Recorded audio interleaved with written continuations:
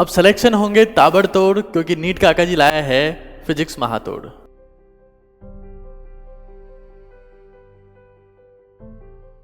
Hello students, I am Nikhil, your physics mentor at NEET Kaka ji. और आज के लेक्चर में जैसा आप हेडिंग देख रहे हो, we are moving into Newton's laws of motion, that is kinetics section. अब तक हम लोगों ने देखो, सबसे पहले तो हम लोगों ने units and dimensions, error analysis, ये सारे चैप्टर्स तो कंप्लीट कर ही लिए थे। उसके बाद हम लोगों ने motion in 1D and motion in 2D की पढ़ाई की।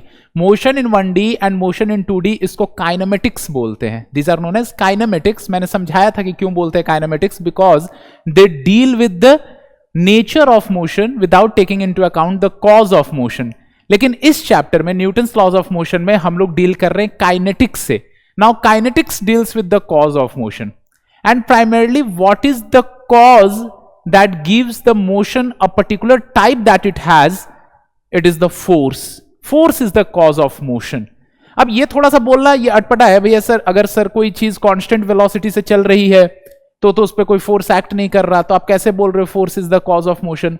बेटा उसके यूनिफॉर्म मोशन से चलने के लिए भी, अगर कोई बॉडी यूनिफॉर्म मोशन में चल रही है बिना अपनी मैग्नीट्यूड ऑफ वेलोसिटी और बिना डायरेक्शन चेंज किए, उसका भी कारण यही है कि उस बॉडी पे नेट फोर्स जो लग रहा है वो जीरो है, और कुछ और फोर्स लगता तो उस हिसाब से बॉडी का एक्सेलरेशन होता। तो किसी भी बॉडी का किस हिसाब से मोशन हो रहा है, ठीक है ना, उसके पर्टिकुलर टाइप ऑफ मोशन होने का कारण क्या है? तो कारण वो फोर्स है, वो फोर्स का नेचर है जो उस बॉडी को एक particular type of motion provide कर रहा है।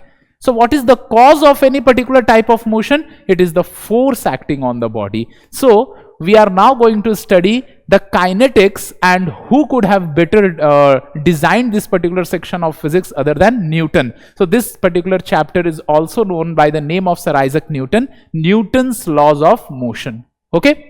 So when we are studying the Newton's laws of motion, first thing that we must keep in mind is that in this particular chapter we are going to study the cause of motion. That is basically we are going to study about the forces. Okay? So Newton primarily gave 3 laws. Newton ने 3 नियम बताए basically जो forces हैं उसके regarding, ठीक है ना। और एक चीज आप समझिएगा, ठीक है ना, न्यूटन का जो फर्स्ट लॉ था उसकी एक स्ट्रेटेजिक इंपॉर्टेंस थी। पहले मैं न्यूटन का फर्स्ट लॉ आपको बता रहा हूं कि what is Newton's first law of motion, ठीक है ना। और Newton's first law of motion में हम लोग प्रोसीड करें उससे पहले मैं आपको बता रहा हूं कि what is inertia. What is inertia specifically? So inertia is the property of mass. Okay, inertia is the property of mass by virtue of which a body resists the change in its present state. Change in its present state. ठीक है ना। Present state का मतलब कौन सा state? Solid, liquid, gas state नहीं। State मतलब कि स्टेट ऑफ रेस्ट और स्टेट ऑफ यूनिफॉर्म मोशन। तो अपनी जो प्रेजेंट स्टेट है उसमें अगर कोई चेंज होना होता है तो उसको बॉडी जो है, जिस बॉडी की स्टेट चेंज हो रही होती है, वो बॉडी अपने स्टेट में चेंज आने का विरोध करती है, ठीक है ना। The body opposes the change that is happening in its state. Okay, how does it oppose it, or what is the primary factor that causes the body to oppose the change in its state? That property is known as inertia. तो inertia is the property of body. और कौन सी body की property है? तो जिस body के पास मास है। वैसे बिना मास के तो कोई बॉडी एग्जिस्ट भी नहीं कर सकती है। तो we say that inertia is the property of mass by virtue of which a body, if in a state of rest, tries to be at rest, and if it is moving with uniform motion, it tries to move with the same uniform motion.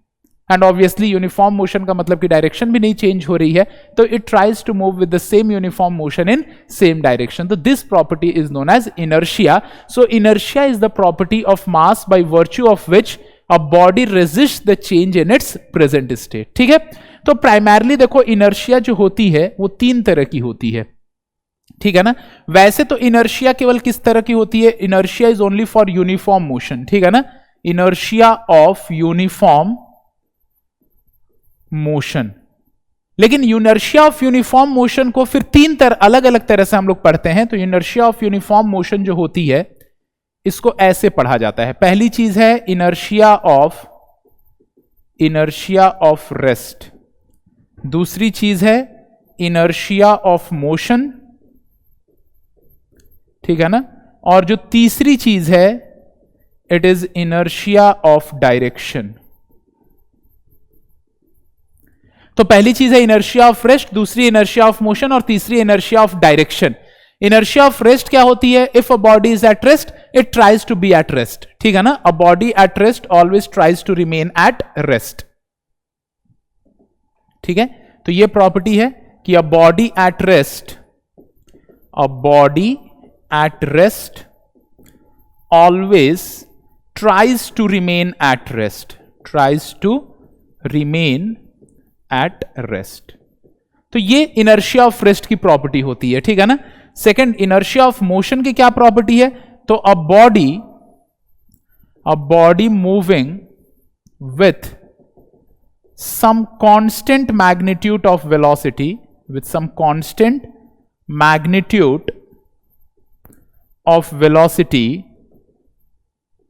keeps on moving with the same constant magnitude of velocity or tries to move with the same constant magnitude of velocity. तो ये inertia of motion हो गई हमारे पास।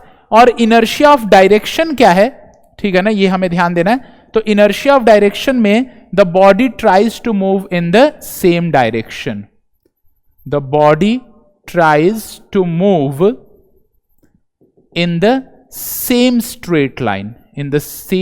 Straight line, ठीक है ना। तो ये हो गई इनर्शिया ऑफ डायरेक्शन। तो इनर्शिया बेसिकली तीन तरह की होती है। पहली है inertia of rest, that is a body at rest always tries to remain at rest, ठीक है ना। जैसे कि फॉर एग्जांपल अगर आप किसी बस में खड़े हो और बस अचानक से चल देती है, तो बस क्योंकि चलने लगी तो आपकी फीट जो है, जो कि बस के फ्लोर के साथ कांटेक्ट में है, वो तो आगे बढ़ गई बस के साथ, लेकिन ऊपर वाली बॉडी जो कि रेस्ट पे थी वो रेस्ट पे रहना चाहेगी। तो आपकी जो फीट है वो आगे बढ़ गई, ऊपर वाली बॉडी रेस्ट पे, यानी कि आप कहां गिर जाओगे? पीछे गिर जाओगे। वैसे ही चलती हुई बस सीधी डायरेक्शन में, ये इनर्शिया ऑफ रेस्ट का एग्जांपल था। और भी इनर्शिया ऑफ रेस्ट के एग्जांपल है। फॉर एग्जाम्पल कि मान लो कि हम कभी भी किसी भींगे कपड़े को जब झटकते हैं तो उस केस में जो वाटर मॉलिक्यूल्स होती हैं जो कि रेस्ट पे थी, कपड़ा भी फिलहाल रेस्ट पे है, ऐसे मैंने ऐसे कपड़ा को होल्ड करके रखा, कपड़ा रेस्ट पे है, वाटर मॉलिक्यूल्स रेस्ट पे, अब मैंने झटक दिया तो कपड़े को अचानक से मैं मोशन में ला देता हूं, बट जो वाटर मॉलिक्यूल्स थी वो रेस्ट पे रह जाती हैं। तो कपड़ा मोशन में आ गया, वाटर मॉलिक्यूल्स रेस्ट पे रह गई, तो यानी वाटर मॉलिक्यूल्स जो है कपड़े से डिटैच हो जाती है। और देखते हो ऐसे कपड़े को झटकने से पानी की बूंदें उसमें से बाहर निकलती हैं। ऐसे उधर डस्ट पार्टिकल्स के साथ भी कपड़े को झटकते हैं जब, तो डस्ट पार्टिकल्स उससे डिसएसोसिएट हो जाते हैं। तो ये इनर्शिया ऑफ रेस्ट के एग्जाम्पल है। इसका और भी एग्जाम्पल है, ऐसे एग्जाम्पल्स भी नीट पूछ सकती है, इस बात को ध्यान रखना। तो इनर्शिया ऑफ रेस्ट का और भी एग्जाम्पल क्या, मान लो कोई ग्लास है, ग्लास के ऊपर आपने कार्डबोर्ड रख दिया, उसके ऊपर कोई कॉइन रख दिया और कार्डबोर्ड को हिट किया, तो कार्डबोर्ड तो निकल जाएगा आगे ड्यू टू इनर्शिया, मतलब या कार्डबोर्ड तो आगे निकल जाएगा, लेकिन कॉइन जो कि रेस्ट पे थी वो रेस्ट पे ही रह जाएगी, तो वो नहीं जा पाएगी उसके साथ और फिर वो ग्लास में गिर जाएगी। तो ये सब एग्जाम्पल है इनर्शिया ऑफ रेस्ट के। इनर्शिया ऑफ मोशन के कौन से एग्जाम्पल है, तो वही बस वाला एग्जाम्पल कि अगर बस मान लो कि चलती हुई बस, अब बस के साथ आप चल रहे हो और चलती हुई बस जो है वो अचानक से रुक जाती है, तो आपके जो फीट हैं जो कि बस के साथ कांटेक्ट में, वो तो रुक जाएंगे, लेकिन अपर बॉडी जो कि मूव कर रहा था वो अभी भी मूव करता रहेगा और आप आगे गिर जाओगे। तो चलती हुई बस जब रुक जाती है तो हम आगे गिर जाते हैं। खड़ी बस, रुकी हुई बस जब चल देती है अचानक से तो पीछे गिर जाते हैं, और चलती हुई बस जब रुक जाती है अचानक से तो हम आगे गिर जाते हैं due to inertia of motion. ये इनर्शिया ऑफ मोशन के लिए। खड़ी बस आगे चल दी और हम पीछे गिर गए, ये इनर्शिया ऑफ रेस्ट की वजह से, क्योंकि हमारी बॉडी के पास इनर्शिया ऑफ रेस्ट था। चलती हुई बस अचानक रुक गई तो आगे गिरेंगे, ये किसकी वजह से, due to inertia of motion. और ये इनर्शिया ऑफ मोशन ही एक्सीडेंट्स के वक्त जान लेने का ज्यादातर कारण होता है। कार वगैरह में एयरबैग्स की जरूरत इसीलिए पड़ती है क्योंकि जब कार जाके किसी चीज से टकराती है तो कार तो अचानक से रुक जाती है, हमारी बॉडी मूव करती रहती है और मूव करके या तो स्टीयरिंग से टकराती है या तो जाके कार के आगे विंडशील्ड से टकरा जाती है, छत से टकरा जाती है, इसीलिए सीट बेल्ट कार में होते हैं, जो कि पहनना बहुत जरूरी है, क्योंकि कार जब अचानक से टकराएगी तो हमारी बॉडी का टेंडेंसी रहेगी आगे जाने की, बट सीट बेल्ट हमें पकड़ करके रखेगा, तो हम जाकर के स्टीयरिंग वगैरह से नहीं टकराएंगे।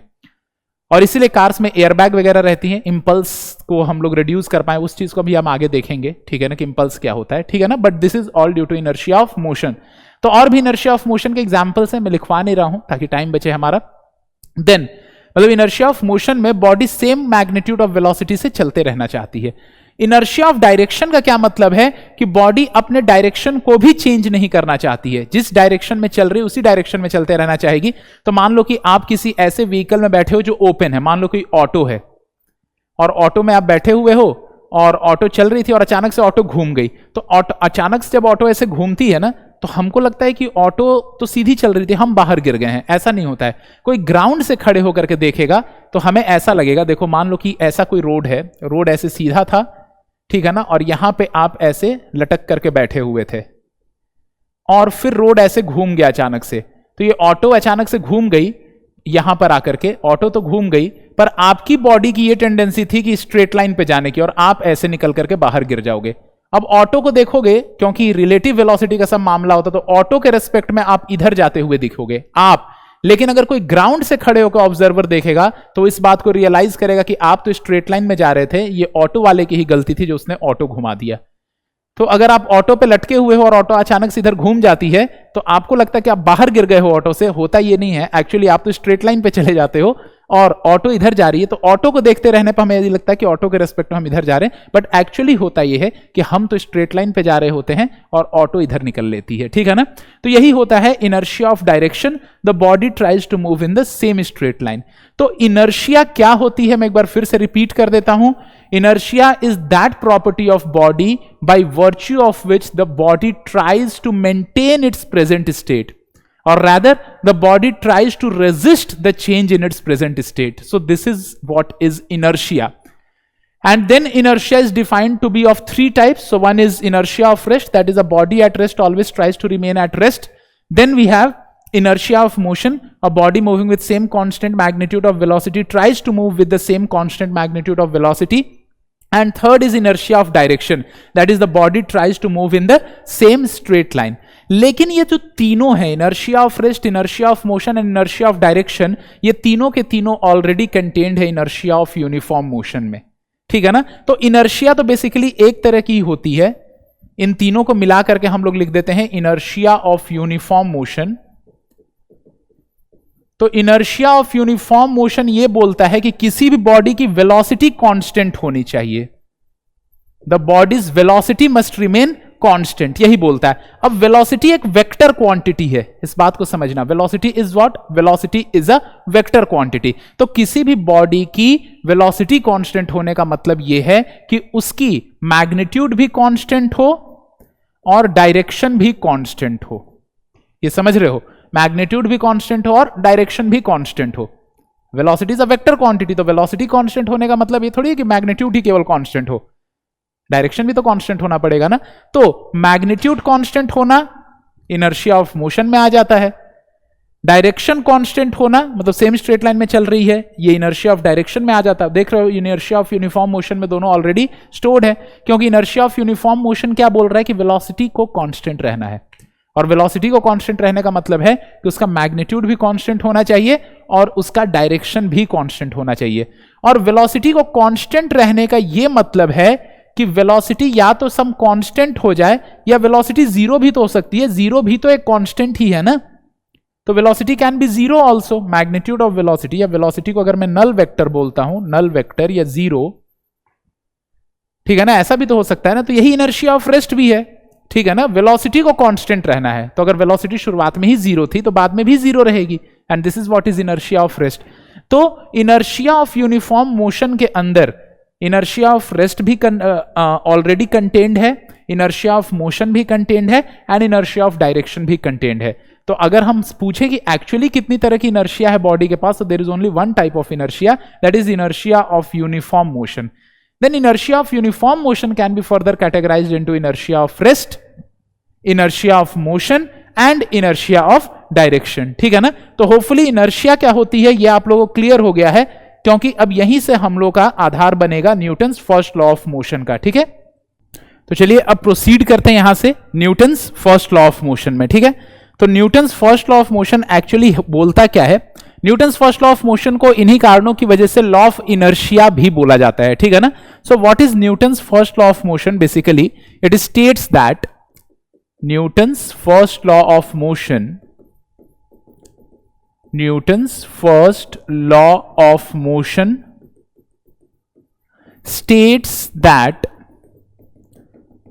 states that if a body is at rest, if a body is at rest, it will remain at rest, it will remain at rest, and if it is moving, and if it is moving with some constant velocity, with some constant velocity along a straight line, along a straight line, it will keep on moving, it will keep on moving with the same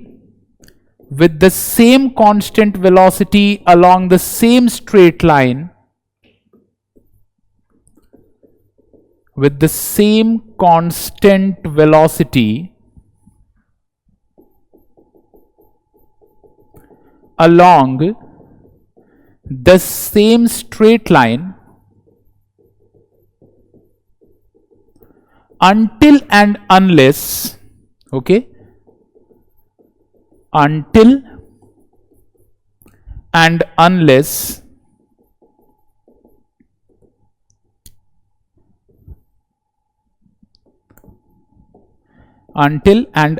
some net external force, some net external force acts on the particle, acts on the body, okay. So this is the statement of Newton's first law of motion. मैंने बहुत अच्छे से आप लोगों के सामने लिख दिया है। तो Newton's first law of motion states that if a body is at rest, वो क्या स्टेट करता है? It states that if a body is at rest, it will remain at rest. अगर कोई बॉडी रेस्ट पे है तो रेस्ट पे ही रहेगी। And if it is moving with some constant velocity along a straight line, okay, if the body is moving with some constant velocity along a straight line, it will keep on moving with the same constant velocity along the same straight line, उसी constant velocity से उसी straight line पे चलती रहेगी until and unless some net external force acts on the body। तो यहां तक तो हमारे पास जो चीज लिखी हुई है ये लॉ ऑफ इनर्शिया ही लिखी हुई है, ठीक है ना। If a body is at a state of rest, it will remain at rest, and if it is moving with some constant velocity along a straight line, it will keep on moving with the same constant velocity along the same straight line। यहां से यहां तक जो चीज हमारे पास लिखी हुई है ये किसकी स्टेटमेंट है, ठीक है ना। तो ये वाली जो चीज यहां से यहां तक आपके पास लिखी हुई है, this is the statement of what, this is the statement of Newton's first law of motion, sorry law of inertia. यहां से यहां तक जो चीज लिखी हुई है किसकी स्टेटमेंट है? This is the statement of law of inertia. ये लॉ ऑफ इनर्शिया का स्टेटमेंट है या नहीं है? ये जो चीजें आपके सामने लिखी हुई है ये वाली जो हो गई, ठीक है ना, यहां से यहां तक ये किसके स्टेटमेंट है? These are the statements of law of inertia. तो ये लॉ ऑफ इनर्शिया ही आपके सामने लिखी हुई है, ठीक है ना। तो Newton's first law of motion is also known as law of inertia with the additional part is that कि वो एक बात और आपको बता रहा, until and unless some net external force acts on the body. अब अगर कोई नेट एक्सटर्नल फोर्स एक्ट कर जाता है तो इनर्शिया ऑफ बॉडी ब्रेक्स। तो what was the strategic importance of Newton's first law of motion? मैं यहां पे बता रहा हूं आप लोगों को strategic importance of Newton's first law of motion, ठीक है ना। So the strategic importance of Newton's first law of motion is that strategic importance of Newton's first law of motion, जिसको मैं NLM 1 लिखूंगा, तो इसकी strategic importance ये थी कि for the first time in the domain of physics, in the domain of physics या domain of science जो बोलो, ठीक है ना, the word force was properly defined, the word force was properly defined. तो जो वर्ड फोर्स को सबसे पहले किसी ने अगर प्रॉपरली डिफाइन किया था तो वो सर आइजक न्यूटन थे। सर आइजक न्यूटन ने ही सबसे पहले द वर्ड फोर्स को डिफाइन किया था। इससे पहले फोर्स का कोई भी प्रॉपर डेफिनेशन नहीं था। और सर आइजक न्यूटन बहुत इंटेलिजेंट व्यक्ति थे। उनको पता था कि जो वो लॉज लिख रहे हैं वो लॉज बेसिकली क्योंकि फोर्स के बारे में है तो पहले फोर्स की डेफिनेशन बतानी पड़ेगी। साइंटिस्ट से ये गलती एक बार हो चुकी है। देखो, फर्स्ट लॉ ऑफ थर्मोडायनेमिक्स आ गई, सेकेंड लॉ ऑफ थर्मोडायनेमिक्स आ गई, कुछ हद तक थर्ड लॉ ऑफ थर्मोडायनेमिक्स भी आ गई। और लॉज ऑफ थर्मोडायनेमिक्स लिखने के बाद साइंटिस्ट ने ये रियलाइज किया कि भाई जिसके बारे में ये लॉज है टेम्परेचर कहीं पर डिफाइंड ही नहीं है, ठीक है ना। तो साइंटिस्ट को क्या करना पड़ा, तो साइंटिस्ट को फर्स्ट लॉ से पहले जीरोथ लॉ ऑफ थर्मोडायनेमिक्स नाम की एक चीज इंट्रोड्यूस करनी पड़ी, जो कि क्रोनोलॉजिकल ऑर्डर में सबसे लास्ट में आता है। जीरोथ लॉ ऑफ थर्मोडायनेमिक्स सबसे लास्ट में डिस्कवर हुआ था, ये सबसे लास्ट में लिखा गया था, लेकिन नाम उसको जीरोथ देना पड़ा। उसका ये नियम है क्योंकि जिन चीजों के बारे में ये लॉज थी, टेम्परेचर, वो टेम्परेचर तो कहीं डिफाइंड ही नहीं था ना। तो फर्स्ट लॉ टेम्परेचर डिफाइन कर रही थी, ना सेकंड लॉ ना थर्ड लॉ, तो कहीं पे टेम्परेचर डिफाइन ही नहीं किया जा रहा था। तो उसको डिफाइन करने के लिए सबसे पहले एक और लॉ जोड़ना पड़ा, घुसाना पड़ा, that was zeroth law of thermodynamics, जो कि साइंटिस्ट ने लास्ट में रियलाइज किया। तो क्रोनोलॉजिकल ऑर्डर में तो लास्ट में आई, लेकिन ला करके उसको सबसे पहले लिखना पड़ा।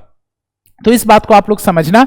लेकिन न्यूटन इंटेलिजेंट थे, तो न्यूटन को पता था कि क्योंकि वो फोर्स की डेफिनेशन दे रहे हैं, जो भी लॉज हैं वो फोर्सेस के ऊपर डिपेंड करेगी, मतलब जो भी लॉज है वो फोर्सेस के बारे में लिख रहे हैं क्योंकि वो, तो फोर्स को डिफाइन करना जरूरी है। तो Newton's first law of motion से उन्होंने सबसे पहले फोर्स को डिफाइन किया कि फोर्स क्या कर सकता है। तो force is the enemy of inertia. इस बात को समझना, फोर्स क्या है, force is the enemy of inertia. Force मतलब नेट एक्सटर्नल फोर्स की बात कर रहा हूं मैं। तो net external force is the enemy of inertia. Net external force is the enemy of inertia, ठीक है ना। इसका मतलब यह है कि कहीं पर अगर नेट एक्सटर्नल फोर्स एक्ट कर जाएगा तो वहां इनर्शिया ब्रेक हो जाएगी। मतलब कि अगर कोई बॉडी स्टेट ऑफ रेस्ट पे है और वहां कोई नेट एक्सटर्नल फोर्स एक्ट कर गया तो स्टेट ऑफ मोशन में आ जाएगी। अगर कोई बॉडी 20 मीटर पर सेकंड से चल रही थी और कोई नेट एक्सटर्नल फोर्स एक्ट कर गया उस बॉडी पे, तो उसकी वेलोसिटी जरूर चेंज हो जाएगी।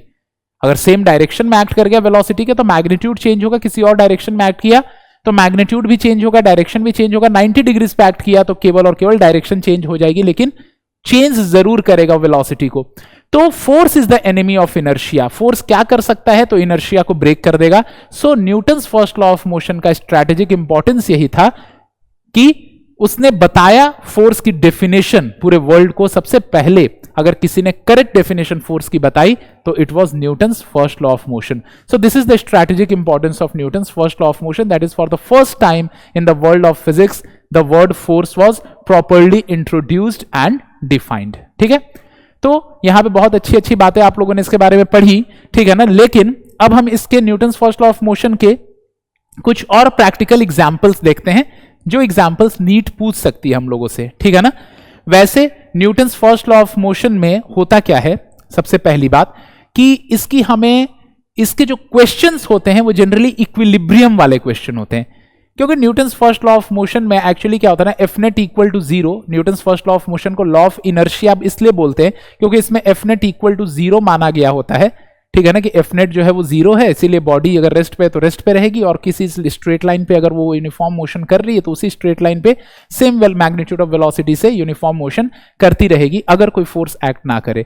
तो Newton's first law of motion के जो एग्जाम्पल्स हैं, ठीक है ना, वो जनरली इक्विलिब्रियम वाले एग्जाम्पल्स होंगे जो अभी हम लोग आगे देखेंगे। पहले तो हम लोग तीनों लॉज के आज डेफिनेशंस वगैरह पढ़ेंगे। तो Newton's first law of motion में देखो, बेसिकली अगर आप इसको मैथमेटिकली देखना चाहते हो तो होता क्या है कि हमें एक बात पता है कि एफ नेट एक्सटर्नल जो है, ठीक है ना, हालांकि देखो अभी आप लोग को यह बात पता नहीं है, ठीक है ना, लेकिन इस बात को ध्यान रखना कि एफ नेट एक्सटर्नल जो है, ठीक है ना, वो किसके बराबर होती है। देखो, if F net external is equal to zero, अगर एफ नेट एक्सटर्नल जीरो हो जाए तो इसका मतलब कि एक्सेलरेशन जीरो हो जाएगा। Then acceleration is equal to 0, और एक्सेलरेशन अगर 0 हो गई तो इसका मतलब वेलोसिटी जो होगी वो कांस्टेंट हो जाएगी।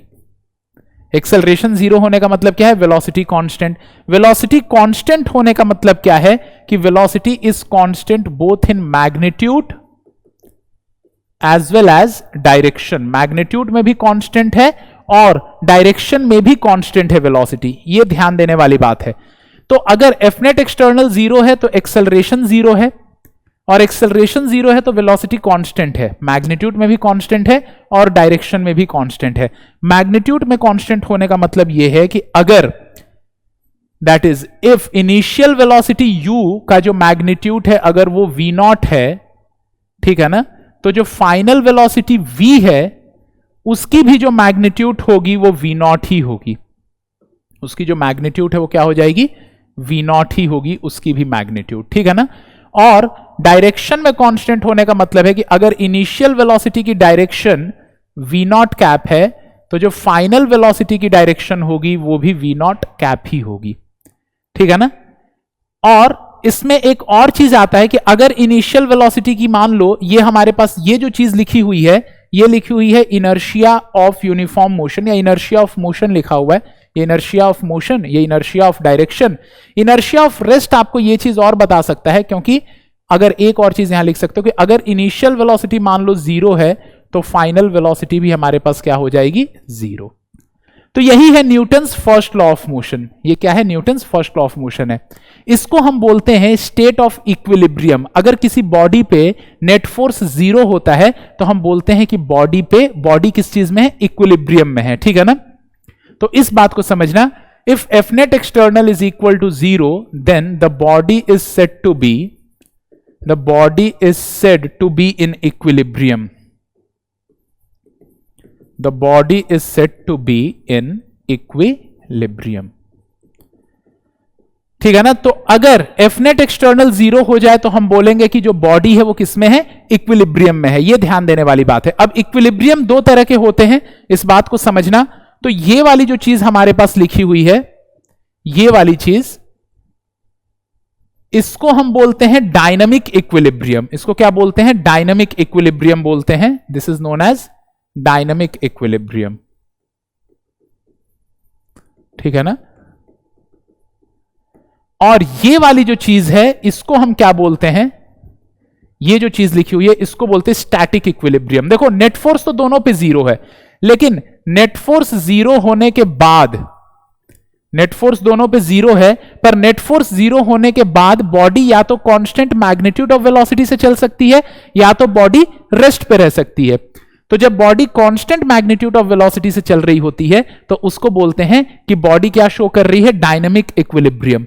और जब बॉडी रुकी रहती है तो हम बोलते हैं कि बॉडी जो है वो किस पे है? स्टैटिक इक्विलिब्रियम में है। तो बॉडी पे अगर एफ नेट एक्सटर्नल 0 हो जाए, if F net external on body is 0, then acceleration of body 0 होता है और वेलोसिटी ऑफ बॉडी जो होती है वो कांस्टेंट होती है। दोनों में कांस्टेंट होती है, मतलब it is constant in magnitude as well as constant in direction. Constant in magnitude का मतलब अगर इनिशियल वेलोसिटी v0 है तो फाइनल वेलोसिटी भी v0 होगी, और अगर इनिशियल वेलोसिटी का जो डायरेक्शन है वो v0 कैप है तो फाइनल वेलोसिटी का भी डायरेक्शन v0 कैप होगा, ठीक है ना। जब वो कांस्टेंट मैग्नीट्यूड ऑफ वेलोसिटी से चल रही होती है तो उसको डायनेमिक इक्विलिब्रियम बोलते हैं। जब रेस्ट पे रहती है तो उसको स्टैटिक इक्विलिब्रियम बोलते हैं। चाहे डायनेमिक इक्विलिब्रियम हो या स्टैटिक इक्विलिब्रियम हो, दोनों के लिए ही एफ नेट एक्सटर्नल क्या होना चाहिए? 0। इस बात को समझना है। लेकिन जब आपने प्रोजेक्टाइल मोशन पढ़ा था तो वहां पे एक चीज पढ़ा था कि principle of physical independence of motion. तो from the principle of physical independence of motion हम ये बोल सकते हैं कि इक्विलिब्रियम एक एक्सिस पे एग्जिस्ट कर सकता है। इसका मतलब जरूरी नहीं है कि बाकी दो एक्सिस पे भी इक्विलिब्रियम हो ही, ठीक है ना। तो इसका मतलब ये है कि इट मे समटाइम्स अकर, ठीक है ना, it may sometimes occur that there is equilibrium on one particular axis,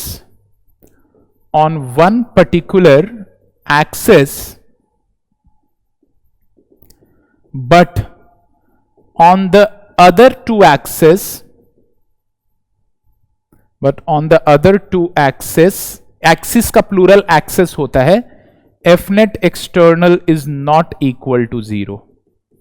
equilibrium का मतलब होता है कि एफ नेट एक्सटर्नल जीरो हो जाए। तो ऐसा हो सकता है कि किसी एक एक्सिस पर तो एफ नेट एक्सटर्नल जीरो हो, लेकिन बाकी के दो एक्सिस पे एफ नेट एक्सटर्नल जीरो ना हो, ठीक है ना। जैसे कि फॉर एग्जांपल मुझे देखिए, तो मान लो मैं वर्टिकल को वाई एक्सिस मान रहा हूं, एक्स एक्सिस सामने, जेड एक्सिस इधर, तो वर्टिकल पे तो अभी इक्विलिब्रियम है, फिलहाल मैं रुका हुआ हूं, लेकिन एक्स एक्सिस पे मैं एक्सेलरेट हो सकता हूं और जेड एक्सिस पर भी एक्सेलरेट हो सकता हूं आगे।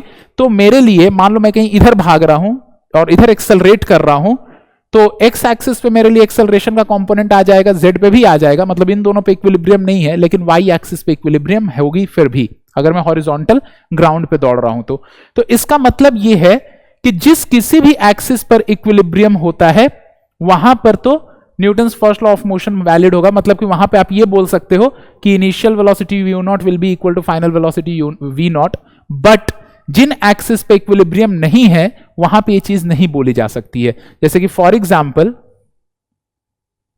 अगर मैं यहां पर लिखूं कि फॉर एग्जाम्पल इफ, ठीक है ना, for example if F net external, if f net external on x axis is not equal to 0, f net external on y axis is equal to 0 and f net external on z axis is not equal to 0, ठीक है ना। तो इसका मतलब यह है कि on x axis आप क्या लिखोगे, then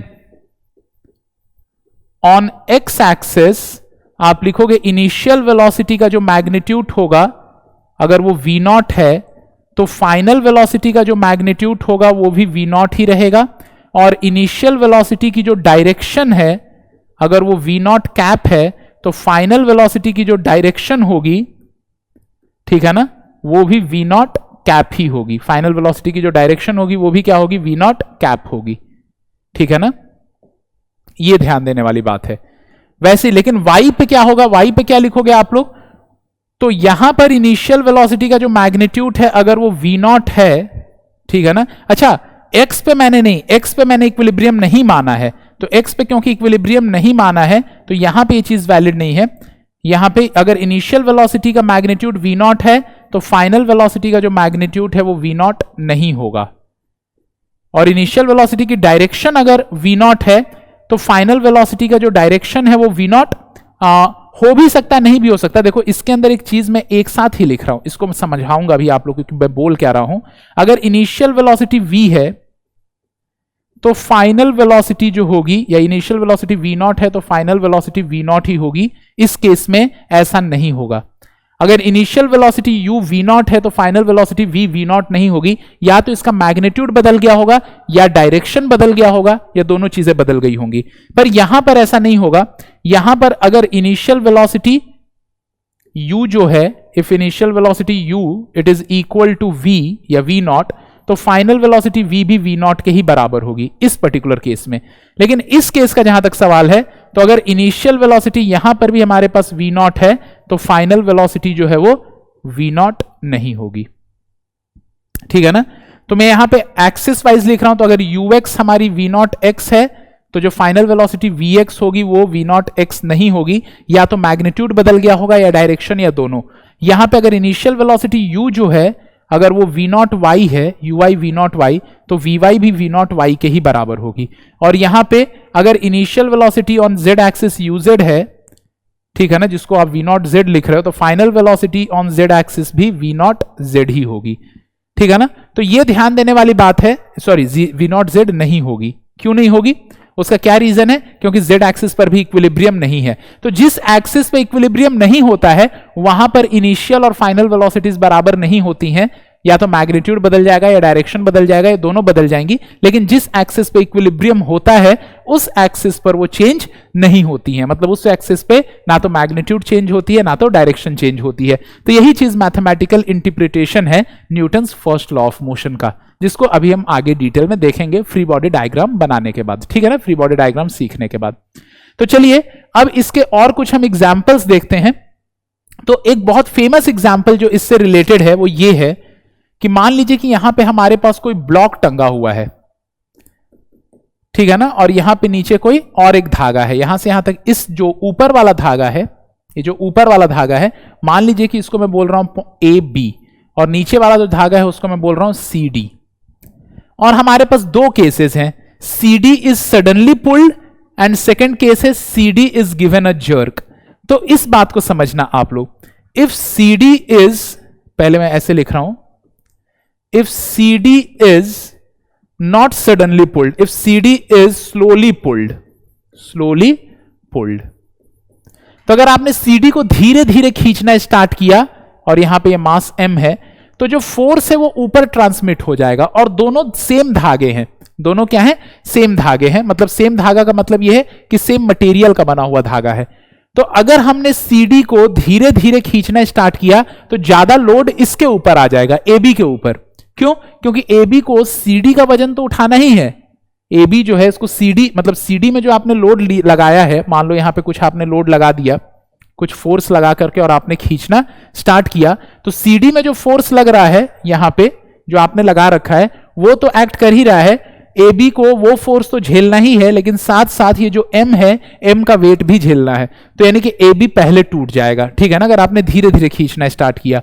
तो if CD is slowly pulled then AB breaks, AB जो है वो ब्रेक हो जाएगी, इस बात को ध्यान रखना। But if CD is suddenly pulled या suddenly given a jerk, suddenly given a jerk, तो CD को अगर अचानक से जर्क दे दिया जाए तो AB नहीं टूटेगा। क्यों? क्योंकि ये जो फोर्स है वो ऊपर ट्रांसमिट ही नहीं हो पाएगा, ये मास जो है ना वो अपनी जगह से हिलेगी ही नहीं, इनर्शिया ऑफ रेस्ट की वजह से वैसे की वैसे ही रुकी रह जाएगी, तो फोर्स ऊपर ट्रांसमिट ही नहीं हो पाएगा। समझ रहे हो? मास जो है फोर्स को ऊपर ट्रांसमिट ही नहीं होने देगी, इनर्शिया ऑफ रेस्ट की वजह से मास पे कोई फोर्स, मतलब जो भी फोर्स एक्ट करेगा, लेकिन मास अपनी जगह से हिलेगी ही नहीं, वैसे कि वैसे मेंटेन रह जाएगी, तो ऊपर कोई एक्स्ट्रा लोड जाएगा ही नहीं, और पूरा का पूरा जो आपने फोर्स लगाया वो CD में कंसंट्रेट होकर रह जाएगा और CD सडनली ब्रेक हो जाएगी। तो but if CD is given a jerk, suddenly given a jerk, then CD breaks, then CD breaks. तो ये ध्यान देने वाली बात है कि अगर आपने CD को धीरे धीरे खींचना स्टार्ट किया तो AB टूट जाएगा, लेकिन अगर आपने CD को सडनली जर्क दे दिया तो CD टूट जाएगी। तो इस बात को ध्यान रखना आप लोग, ऐसे क्वेश्चंस आपके एग्जाम में आ सकते हैं, ठीक है। नेक्स्ट क्वेश्चन हम लोग यहां पे पढ़ते हैं। तो जो नेक्स्ट क्वेश्चन है या नेक्स्ट टाइप ऑफ जो एग्जाम पूछ सकती है आपसे, कि मान लीजिए कि ट्रेन है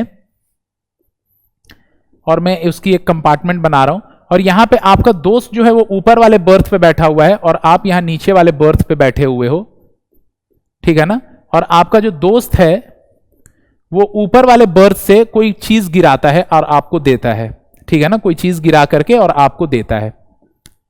अगर ट्रेन कांस्टेंट वेलोसिटी से चल रही, वो it is the example of projectile from moving plane, ये उसी का एग्जांपल है प्रोजेक्टाइल फ्रॉम मूविंग प्लेन का।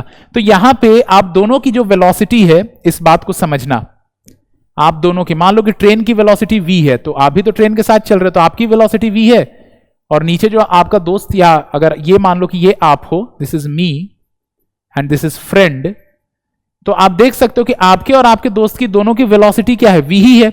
और जिस वक्त ये इसको छोड़ेगा, इस पर्टिकुलर ऑब्जेक्ट को जब वो छोड़ेगा, कुछ भी हो सकता है, ये मान लो एप्पल है, न्यूटन के भी सिर पे एप्पल ही गिरा था, ठीक है ना, तो मान लो ये एप्पल है, तो एप्पल को जब वो छोड़ रहा है यहां से, तो जब एप्पल को उसने छोड़ा तो एप्पल को भी क्या वेलोसिटी मिल गई, v। यही कंसेप्ट हमने काइनेमेटिक्स में पढ़ा था। तो आपके रेस्पेक्ट में एप्पल की जो वेलोसिटी हॉरिजॉन्टल डायरेक्शन में है वो 0 है, आपके रेस्पेक्ट में एप्पल की जो वेलोसिटी हॉरिजॉन्टल डायरेक्शन में है वो 0 है, क्योंकि हॉरिजॉन्टल डायरेक्शन में आप दोनों साथ साथ जा रहे हो, बट एप्पल साथ साथ नीचे भी आ रही है, तो एप्पल आपको डायरेक्टली नीचे गिरती हुई दिखेगी, क्योंकि हॉरिजॉन्टल में तो सेम वेलोसिटी है, और एप्पल डायरेक्टली आपके हाथ में आके गिरेगी, ठीक है ना। सो इफ द फ्रेंड, ठीक है ना, if the friend releases the Apple, releases the apple and the train keeps on moving with constant, and the train keeps on moving with constant velocity, keeps on moving with constant velocity,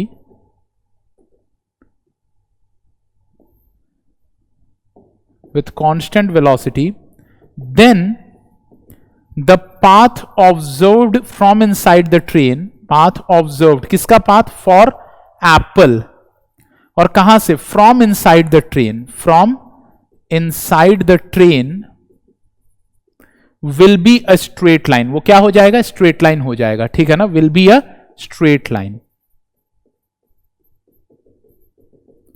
ठीक है ना। तो जो path observe होगा train के लिए वो क्या हो जाएगा? It will be a straight line, ठीक है ना। ट्रेन के अंदर से अगर आप उसको ऑब्जर्व करोगे तो, ठीक है ना, ट्रेन के बाहर से ऑब्जर्व करोगे तब तो ऑब्वियसली कैसा दिखेगा? पाथ, एक्चुअल पाथ जो है ना वो कुछ ऐसा है। ट्रेन के बाहर से अगर देखोगे, this is path with respect to ground, with respect to ground, अगर कोई बाहर से खड़ा होकर देखेगा, and this is path with respect to train, जो स्ट्रेट लाइन होगी, this is with respect to train, जो ट्रेन के अंदर बैठा है उसको ऐसा स्ट्रेट लाइन पे गिरता दिखेगा। और ग्राउंड के रिस्पेक्ट में तो ऑब्वियसली ऐसा पाथ दिखेगा क्योंकि इसके पास एक वेलोसिटी v है और ग्राउंड वाला ऑब्जर्वर खड़ा है, ठीक है ना, जो ग्राउंड पे बाहर प्लेटफॉर्म पे, तो उसको तो ऐसा गिरता ही दिखेगा, ठीक है ना।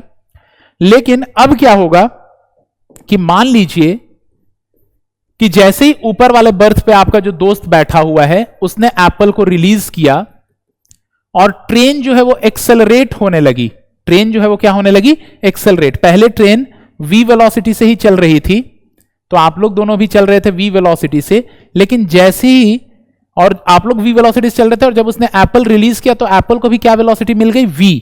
लेकिन ट्रेन अब एक्सेलरेट होने लगी, ट्रेन क्या होने लगी? जैसे ही एप्पल को रिलीज किया गया ट्रेन एक्सेलरेट होने लगी, तो आपकी स्पीड तो बढ़ने लगी, आपकी स्पीड बढ़ने लगी, लेकिन एप्पल तो अब ट्रेन के साथ कांटेक्ट में नहीं है कहीं पर, तो उसकी स्पीड v कांस्टेंट है। तो एप्पल की स्पीड v कांस्टेंट है और आपकी स्पीड जो है वो बढ़ने लगी, क्योंकि तो आपको एप्पल पीछे जाता दिखेगा, नीचे तो आता दिखेगा ही और पीछे जाता दिखेगा, तो आपके रेस्पेक्ट में जो एप्पल का पाथ होगा वो कुछ यूं होगा, ठीक है ना। This is path with respect to train, path with respect to train, train के रेस्पेक्ट में, मतलब आपके रेस्पेक्ट में एप्पल इधर पीछे आकर दिखेगा, उसने छोड़ा और ट्रेन आगे एक्सेलरेट कर गई तो एप्पल ऐसे प्रोजेक्टाइल मोशन में पीछे आता हुआ दिखेगा, ठीक है ना। और आगे हो सकता है आपके सिर पे टकरा जाए या कहीं टकरा जाए, बट वो पीछे आता हुआ दिखेगा। ग्राउंड के रेस्पेक्ट में पाथ अभी भी सामने की ओर ही होगा, जैसा पिछला वाला पाथ था ऐसा ही पाथ अभी भी ग्राउंड के रेस्पेक्ट में होगा, ठीक है। और मान लीजिए कि जैसे ही आपके फ्रेंड ने इसको रिलीज किया एप्पल को, ठीक है ना, जैसे आपके फ्रेंड ने एप्पल को रिलीज किया, उस वक्त तो ट्रेन की वेलोसिटी v थी, आपके फ्रेंड ने एप्पल को रिलीज किया और उस वक्त उसकी वेलोसिटी v थी, जो एप्पल है, ट्रेन की क्योंकि वेलोसिटी v थी तो एप्पल की वेलोसिटी v थी, लेकिन ट्रेन रिटार्ड हो गई, उसकी एक्सेलरेशन अब पीछे आ गई, मतलब ट्रेन की स्पीड कम होने लगी, मतलब आपकी स्पीड कम होने लगी, लेकिन एप्पल की स्पीड अभी भी v है, तो आप धीरे धीरे अब आगे जा रहे हो और एप्पल तेजी से अभी भी आगे जा रहा है, क्योंकि उसकी स्पीड v कांस्टेंट और आपकी स्पीड घटने लगी, तो एप्पल आपको आगे की ओर गिरता दिखेगा, कुछ इस तरह से एप्पल आपको गिरता दिखेगा। तो this is path with respect to train, हो सकता है सामने वाले सीट पे कोई बैठा हो तो जाके उसके सिर पे टकरा जाए, तो this is path with respect to train.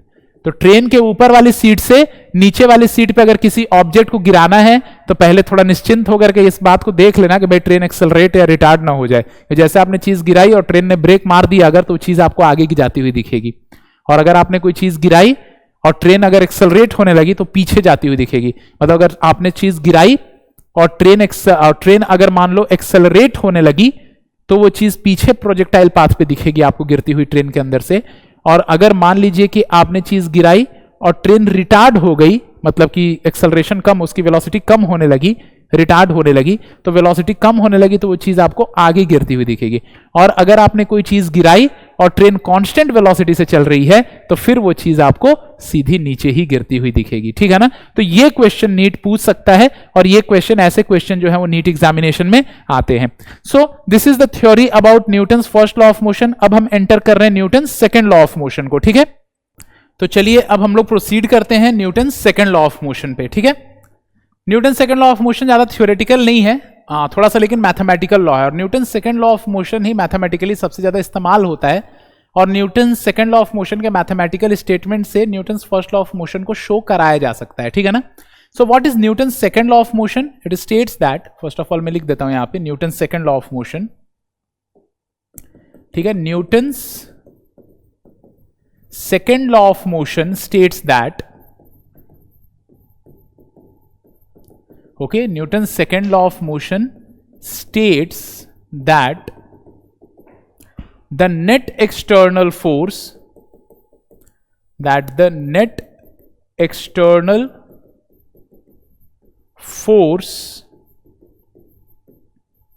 acting on the body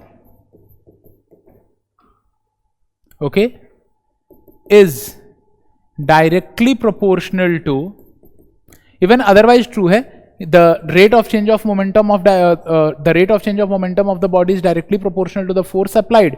ठीक है ना, या the net external force acting on the body is directly proportional to the rate of change of, is directly proportional to, okay, proportional to the rate of change of momentum of the body, rate of change of momentum of the body,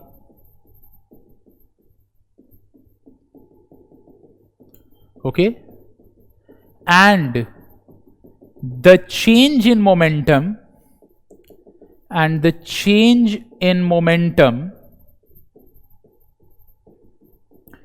is in the direction of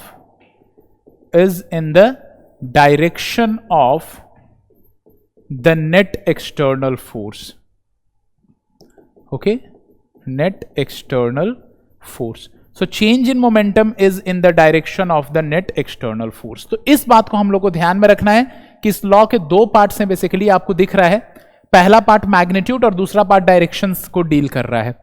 तो पहला part यहां पे क्या दिख रहा है आपको कि Newton second law of motion states that the net external force acting on the body is directly proportional to the rate of change of momentum of the body. ठीक है ना, the net external force acting on the body is directly proportional to the rate of change of momentum of the body.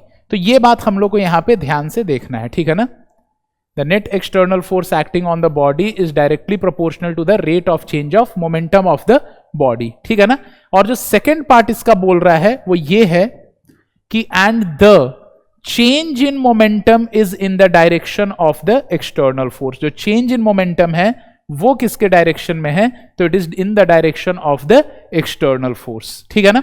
अब अगर मैं इस statement को mathematically लिखूं आप लोगों के सामने, ठीक है ना, if I am writing this statement mathematically, तो यहां पे क्या दिखेगा आपको कि F इज इक्वल टू या F is proportional to rather dp by dt. F किसके प्रोपोर्शनल हो जाएगी, dp by dt के. ये F कैसी है, मैं F सिंपली लिखूंगा, लेकिन आपको मानना है ये हमेशा F नेट एक्सटर्नल है. F का मतलब यहां पे हमेशा क्या रहेगा, F नेट एक्सटर्नल. पर बार बार मैं F नेट एक्सटर्नल नहीं लिखूंगा, बट हमेशा जब F लिखूं तो आप अज्यूम करना कि F नेट एक्सटर्नल है. तो F net external is proportional to dp by dt. अब F नेट एक्सटर्नल जो है हमारी, F net external is equal to K times dp by dt लिखते हैं, लेकिन एक्सपेरिमेंट से हमें यह पता चल जाता है कि experimentally this K comes out to be 1. K is equal to 1, और ऐसी चीज एक्सपेरिमेंटली ही डिटरमाइन करते हैं हम लोग. ठीक है ना, तो यहां से हमें पता चल जाता है कि F नेट एक्सटर्नल जो है, F net external is equal to dp by dt. इसको क्या लिखेंगे हम लोग, dp बाई dt, यानी p की जगह पे mv लिखेंगे बाय dt. तो F net external is equal to क्या हो जाएगा, dmv बाई dt हो जाएगा. अब यहां पे आप क्या यूज कर सकते हो, प्रोडक्ट रूल ऑफ डिफरेंशिएशन. तो प्रोडक्ट रूल ऑफ डिफरेंशिएशन अगर आप यूज करोगे तो you can write F net external, it is equal to, ये जो F नेट एक्सटर्नल हमारे पास लिखी हुई है, F net external, so this is equal to m dv by dt plus v dm by dt. क्या लिख सकते हैं, m dv by dt plus v dm by dt. तो ये चीज है हमारे पास न्यूटन सेकेंड लॉ का स्टेटमेंट मैथमेटिकली, कि जो F नेट एक्सटर्नल होती है बॉडी पे वो किसके बराबर होती है, m dv by dt plus v dm by dt. तो चलिए नेक्स्ट पेज में अब इसको डिस्कस करते हैं हम लोग. लेकिन नेक्स्ट पेज पे जाकर के हम लोग इसको डिस्कस करें, इससे पहले एक इंपॉर्टेंट चीज जो मैं आपको इसी पेज पे बताना चाहूंगा वो ये है कि मोमेंटम की डायरेक्शन और चेंज इन मोमेंटम की डायरेक्शन सेम हो ऐसा जरूरी नहीं है. तो मोमेंटम की डायरेक्शन तो वेलोसिटी की डायरेक्शन होती है, मोमेंटम की जो डायरेक्शन होती है, मोमेंटम p इक्वल टू क्या होता है, mv, it is the amount of motion contained in the body. ठीक है ना, इस चीज को मैं यहां पे लिख देता हूं कि मोमेंटम इज व्हाट, मोमेंटम जिसका सिंबल p होता है, it is equal to mv, it is known as the amount of motion that is contained in the body. So अगर मैं डायरेक्शन की बात करूं, direction of p is same as the direction of velocity. तो momentum की वही direction होती है जो डायरेक्शन वेलोसिटी की होती है, लेकिन चेंज इन मोमेंटम की यह डायरेक्शन हो ऐसा जरूरी नहीं है। आप इस चीज को देखना, मान लो कि फाइनल वेलोसिटी कम है और इनिशियल वेलोसिटी ज्यादा है। मान लो कि एक बॉडी है जिसकी initial velocity 5 metre per second है आई कैप पे और final velocity 2 metre per second है। तो हमारे पास एग्जाम्पल के लिए ले रहे हैं, बॉडी की जो मास है से वो 5 kg है, या मास मान लो 10 kg है, और v इनिशियल जो है उसकी, ठीक है ना, इट इज से 2 मीटर या 5 metre per second, 5 metre per second I cap, ठीक है ना, सामने की ओर, और जो v फाइनल है मान लो कि वो 2 metre per second I cap है, ठीक है ना, इस बॉडी के लिए। तो इस बॉडी के लिए इनिशियल मोमेंटम की क्या वैल्यू हो जाएगी आप बताओ? तो इस बॉडी के लिए इनिशियल मोमेंटम जो हो जाएगा p initial, therefore p initial is equal to 10 into 5 metre यानी कि 50 kg metre per second I cap, ये p इनिशियल हो गया। एंड p फाइनल की अगर मैं बात करूंगा तो उसकी हो जाएगी 10 इंटू 2 यानी कि 20 kg metre per second I cap. अब अगर मैं डेल्टा p की बात करूं, that is p final minus p initial, तो 20 माइनस 50 यानी कि -30 kg metre per second I cap. इस माइनस को ले जाके मैं आई कैप के साथ भी यूज कर सकता हूं, so it is 30 kg metre per second minus I cap, minus I cap direction में। तो देखो यहां पे मोमेंटम की डायरेक्शन चाहे इनिशियल मोमेंटम है वो भी आई कैप डायरेक्शन में है, फाइनल मोमेंटम भी आई कैप डायरेक्शन में है, मतलब जो वेलोसिटी की डायरेक्शन है वही मोमेंटम की, लेकिन चेंज इन मोमेंटम की डायरेक्शन जो है वो माइनस आई कैप आ गई है। चेंज इन मोमेंटम की क्या डायरेक्शन है? Minus I cap. और आप खुद से इसको इमेजिन कर सकते हो कि फोर्स इस बॉडी पे कहां लगा होगा, माइनस आई कैप में। बॉडी पहले तो चल रही थी 5 मीटर पर सेकंड से, बाद में स्लो हो गई, यानी किसी ने इधर धक्का दिया होगा उसको, तभी तो उसकी वेलोसिटी सामने की ओर कम होती गई। इधर पहले 5 मीटर पर सेकंड थी, बाद में 2 है, यानी इधर की ओर धक्का लगा है उसको।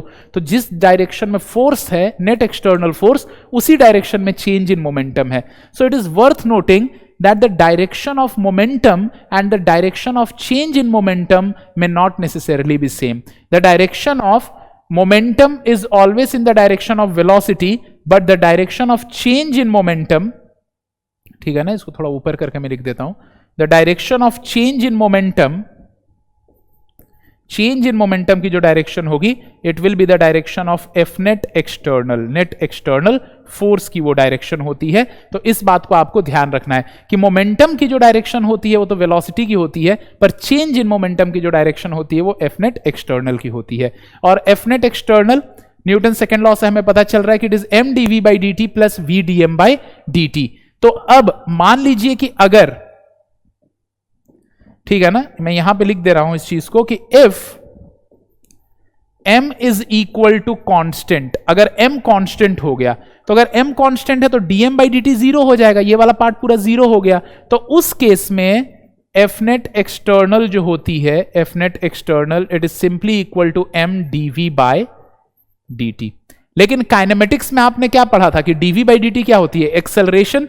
तो F net external is equal to mass into acceleration.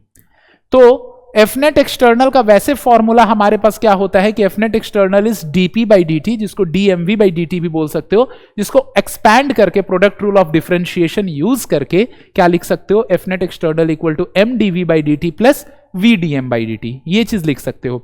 लेकिन यही लॉ के अब केसेस हैं, ठीक है ना, इसको आप चाहो तो केस 1 बोल सकते हो, दिस इज आवर केस 1, कि अगर मास कांस्टेंट हो जाए तो एफ नेट एक्सटर्नल सिंपली किस में कन्वर्ट हो जाएगा? एमए में कन्वर्ट हो जाएगा। ये तब जबकि अगर मास कांस्टेंट हो जाए, ठीक है ना। लेकिन केस 2 में अब आते हैं हम लोग, केस 2 कि अगर वेलोसिटी कांस्टेंट हो जाए, ठीक है ना, यहां पे मास कांस्टेंट है, पहले वाले केस 1 में मास is constant and velocity is variable, velocity variable थी, ठीक है ना। केस 2 में if mass is variable, mass variable है पर वेलोसिटी जो है वो कांस्टेंट है, ठीक है ना, mass is variable but velocity is constant, this is our case 2, mass is variable and velocity is constant, ठीक है ना। तो इस केस में आप क्या लिख सकते हो कि एफ नेट एक्सटर्नल की जो वैल्यू आएगी, एफ नेट एक्सटर्नल, तो ये जो पहला part M DV by D T जो लिखी हुई है ये तो जीरो, मतलब ये वाली पार्ट तो जीरो हो जाएगी क्योंकि वेलोसिटी मैंने कांस्टेंट लिख दिया है, तो ये वाली पार्ट तो जीरो हो गई, V D M by D T बच जाएगा। तो F net external is equal to V D M by D T, ठीक है ना। तो कभी भी अगर मान लो कि आपके पास ऐसा क्वेश्चन है कि मान लो कोई चीज है जो कि जिसकी मास कांस्टेंट है, सॉरी जिसकी वेलोसिटी कांस्टेंट है पर मास चेंज हो रही, मान लो उसमें से कोई सैंड लीक कर रहा वगैरह, तो उस केस में हम क्या यूज करते हैं, V D M by D T. अब अगर मान लो कि दोनों ही कांस्टेंट हो जाए तो obviously F net external zero हो जाएगा। Case 3, if both mass and velocity are constant, तो अगर दोनों ही कांस्टेंट हो गए तो उस केस में क्या हो जाएगा, F net external is equal to zero, ठीक है ना। और अगर दोनों वेरिएबल हो गए, ठीक है ना, ये केस 4 लिख दे रहा हूं, ठीक है ना, केस 4 कि if both M and V are variable, तो अगर दोनों वेरिएबल हो जाएंगे तो उस केस में यही वाली चीज आ जाएगी, भाई मास भी वेरिएबल है और वेलोसिटी भी वेरिएबल है, तो उस केस में हमारा एफ नेट एक्सटर्नल जो होता है तो उसको आप लिख सकते हो M D V by D T plus V D M by D T, ठीक है ना। तो ये हम लोग को ध्यान रखना है यहां पे, ये डिफरेंट केसेस, हालांकि ये कॉमन सेंस के केसेस हैं, ऐसा कुछ डिफिकल्ट नहीं है, बट ये ध्यान रखना है। तो ये पूरी की पूरी जो थ्योरी है Newton second law of motion के बारे में आप लोग के सामने बोर्ड पर लिखी हुई है, ठीक है ना। अब ये होपफुली आप लोग को समझ में आ गया है, इसका आप स्क्रीनशॉट ले सकते हो। अब यहां से हम आगे प्रोसीड कर रहे हैं और थोड़ी बहुत जानकारी इंपल्स वगैरह के बारे में भी लेंगे, बट उससे पहले कुछ इसके ग्राफिकल एनालिसिस कर लेते हैं, ठीक है। तो अब इसमें थोड़ा इंपॉर्टेंट जो है हमें ध्यान रखना है, पहली बात तो यह है कि Newton second law of motion is consistent with Newton first law of motion. देखो कैसे, Newton second law of motion ने हमें क्या बताया कि एफ नेट एक्सटर्नल जो होती है, ठीक है ना, वो किसके बराबर होती है। देखो अगर मान लो ज्यादातर केसेस में तो मास हमारे पास कांस्टेंट ही होगा, तो अगर मास कांस्टेंट है तो एम ए के बराबर हो जाएगा। इफ मास इज कांस्टेंट तो किसके बराबर हो जाएगा, एम ए के बराबर हो जाएगा, होगा या नहीं होगा, ठीक है ना। यहां पे लिख देता हूं कि एफ नेट एक्सटर्नल जो है, F net external if mass is constant it is equal to m a. अब ध्यान देने वाली बात है इसके अंदर कि if F net external is equal to zero, F net external is equal to zero, then m a equal to zero. और m a equal to zero होने का क्या मतलब हो गया, मास तो जीरो है नहीं भाई, बॉडी जब है आपके पास उसकी मास तो जीरो है नहीं, मास तो है ही कुछ, ए जीरो हो गया, इसका मतलब therefore A is equal to zero. A equal to zero, अब एक्सेलरेशन क्या होती है, it is change in velocity, DV by D T equal to zero, ठीक है ना। तो therefore DV by D T equal to zero, it is change in velocity per unit time, rate of change of velocity, ठीक है ना। तो ये हमारी एक्सेलरेशन है, तो यहां DV by D T equal to zero हो गई। इसका मतलब ये है कि वेलोसिटी कांस्टेंट है, या तो वेलोसिटी कांस्टेंट है, therefore either velocity is constant, some positive constant negative constant कुछ है, और जीरो, क्योंकि कांस्टेंट का डिफरेंशिएशन, वैसे तो जीरो भी एक कांस्टेंट ही है, तो क्योंकि कांस्टेंट का डिफरेंशिएशन जो होता है वो जीरो हो जाता है, ठीक है ना।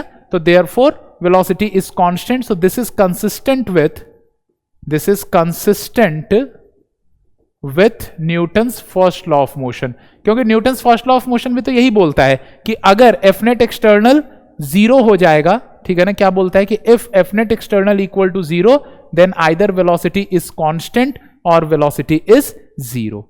यही तो बोलता है ना Newton's first law of motion का डेफिनेशन क्या है, a body at state of rest और moving with uniform velocity will remain at rest or keep on moving with the same velocity along the same straight line if the net external force acting is zero, and these things will change if some net external force starts acting। यही तो है हमारा Newton's first law, ठीक है ना। तो hopefully ये चीज आप लोगों को क्लियर है। दूसरी इंपॉर्टेंट बात जो हमें जाननी है Newton second law of motion के बारे में, वो ये है कि Newton second law of motion is a local law. Local law का मतलब कि पार्टिकल पे आप उसको कहीं पर अप्लाई कर सकते हो, ठीक है ना, without taking into consideration the history of its motion, कि पार्टिकल कैसा मोशन तय करता हुआ है, ऐसा नहीं, जहां पार्टिकल दिखा वहीं लगा दो, ठीक है ना। सो this is a local law, Newton second law of motion, ठीक है ना। तीसरा इंपॉर्टेंट पॉइंट ये है Newton second law of motion के बारे में कि Newton second law of motion is strictly valid for point masses only, ठीक है ना। मैं लिख भी देता हूं ताकि आप लोगों के पास ये नोट्स के फॉर्म में सेव्ड रहे।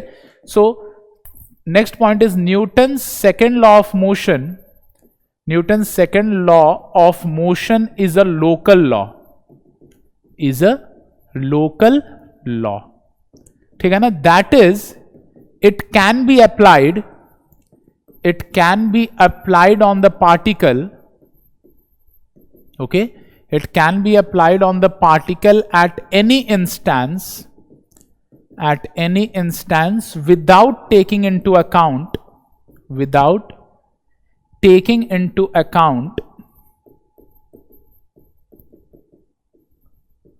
the history of motion, so this is one thing.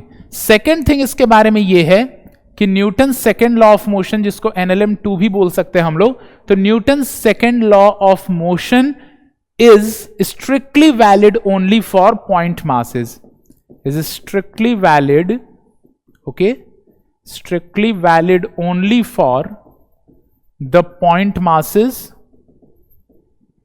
okay, but with the introduction of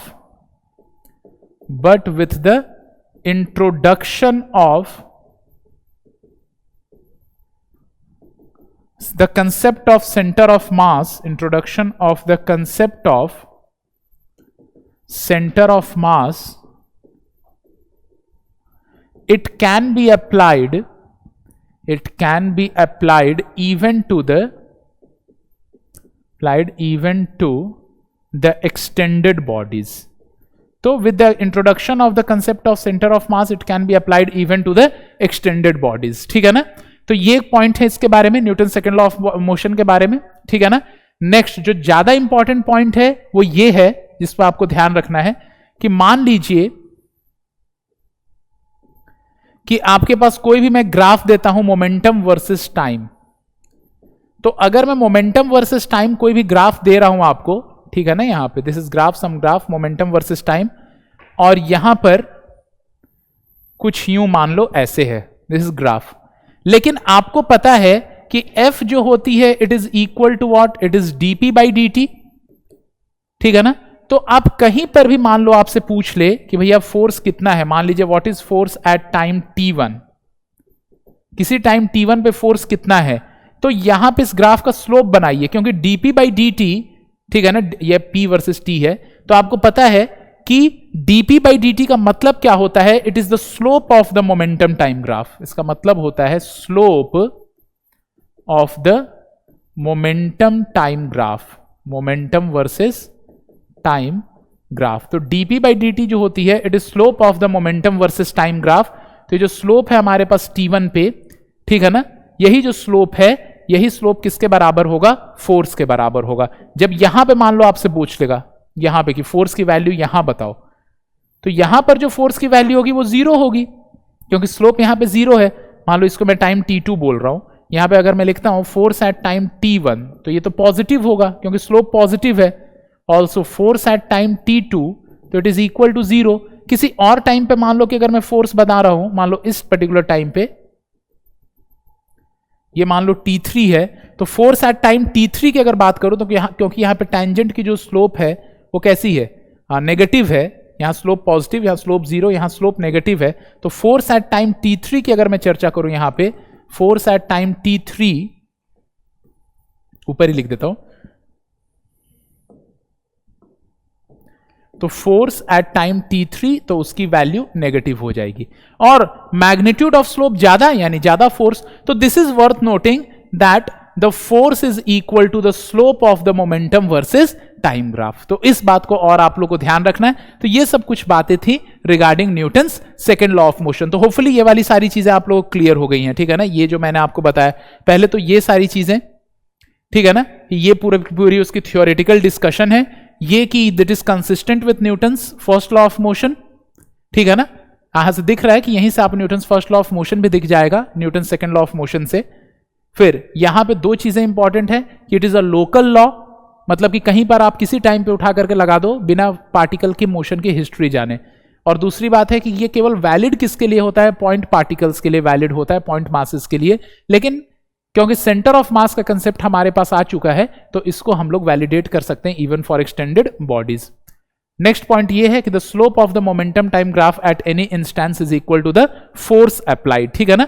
तो यहां तक होपफुली आप लोगों को क्लियर है। अब हम आगे प्रोसीड कर रहे हैं into Newton's third law of motion, ठीक है। तो अब Newton's third law of motion में मूव करते हैं। होपफुली आप लोगों को समझ में आ गया यहां तक क्या है। ये जो स्लोप आपको दिख रहा है इसको आप ऐसे भी लिख सकते हो, देखो फॉर एग्जाम्पल यहां एंगल अल्फा है, यहां पर जो एंगल है मान लीजिए उसको मैं बीटा बोला, तो कहीं पर स्लोप मान लो यहां पे अगर आपको स्लोप निकालना है तो this slope is equal to tan alpha, तो f एट t1 की वैल्यू आप ये भी लिख सकते हो, इट इज tan अल्फा। तो ये सारी चीजें तो खैर पता ही है आप लोगों को, ठीक है ना। तो अब हम मूव करते हैं Newton's third law of motion में। तो Newton's third law of motion basically याद रखने के लिए सबसे आसान नियम है और डायलॉग बाजी में भी इसको बहुत ज्यादा यूज किया जाता है, ठीक है ना। So what is Newton's third law of motion? Newton's third law of motion states that Newton's third law of motion states that to every action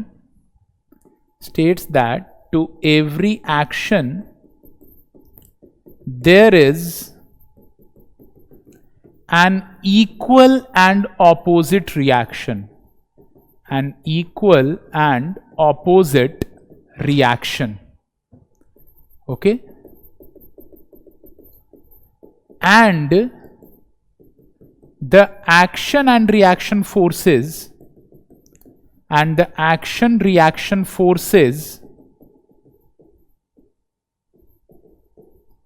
okay act on two different bodies, act first of all simultaneously, okay, act simultaneously on two different bodies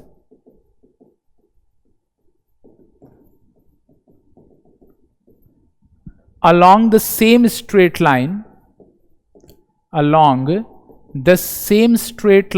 in opposite direction, along the same straight line in opposite directions, ठीक है ना, in opposite directions,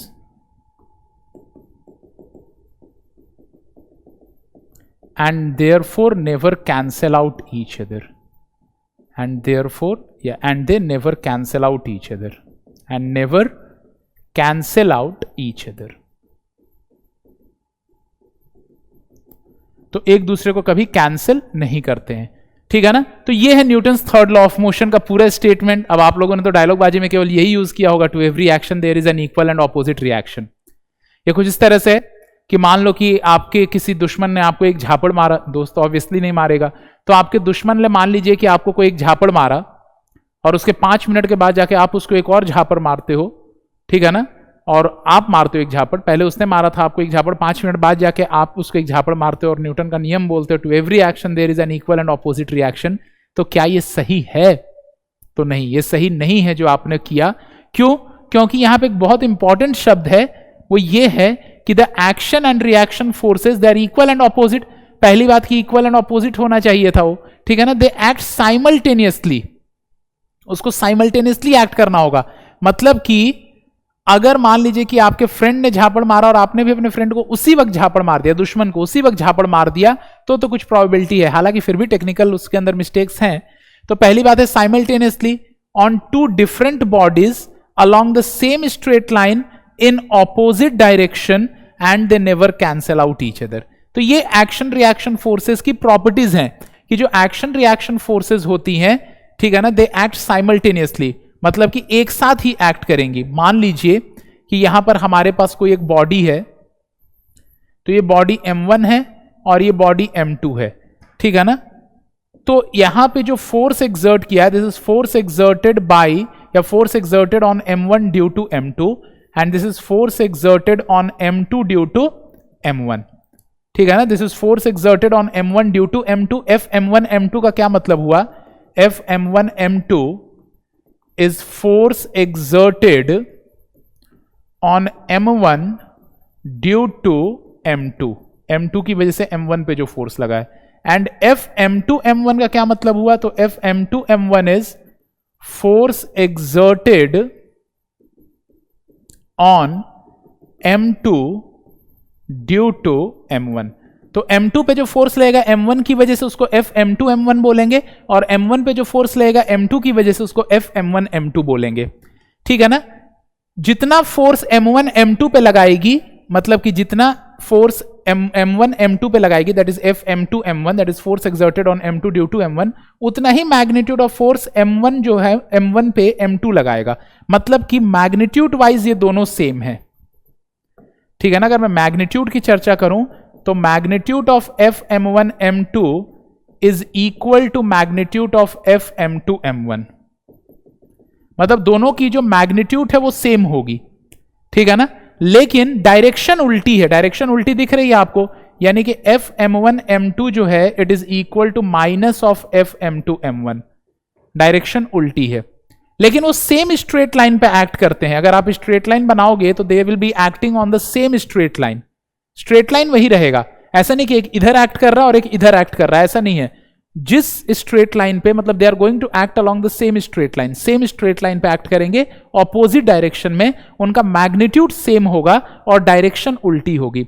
और क्योंकि ये दो अलग अलग body पे एक्ट करते हैं, इसलिए कभी कैंसल आउट नहीं करते हैं. मान लो इसी बॉडी पे एक्ट कर गया रहता दोनों.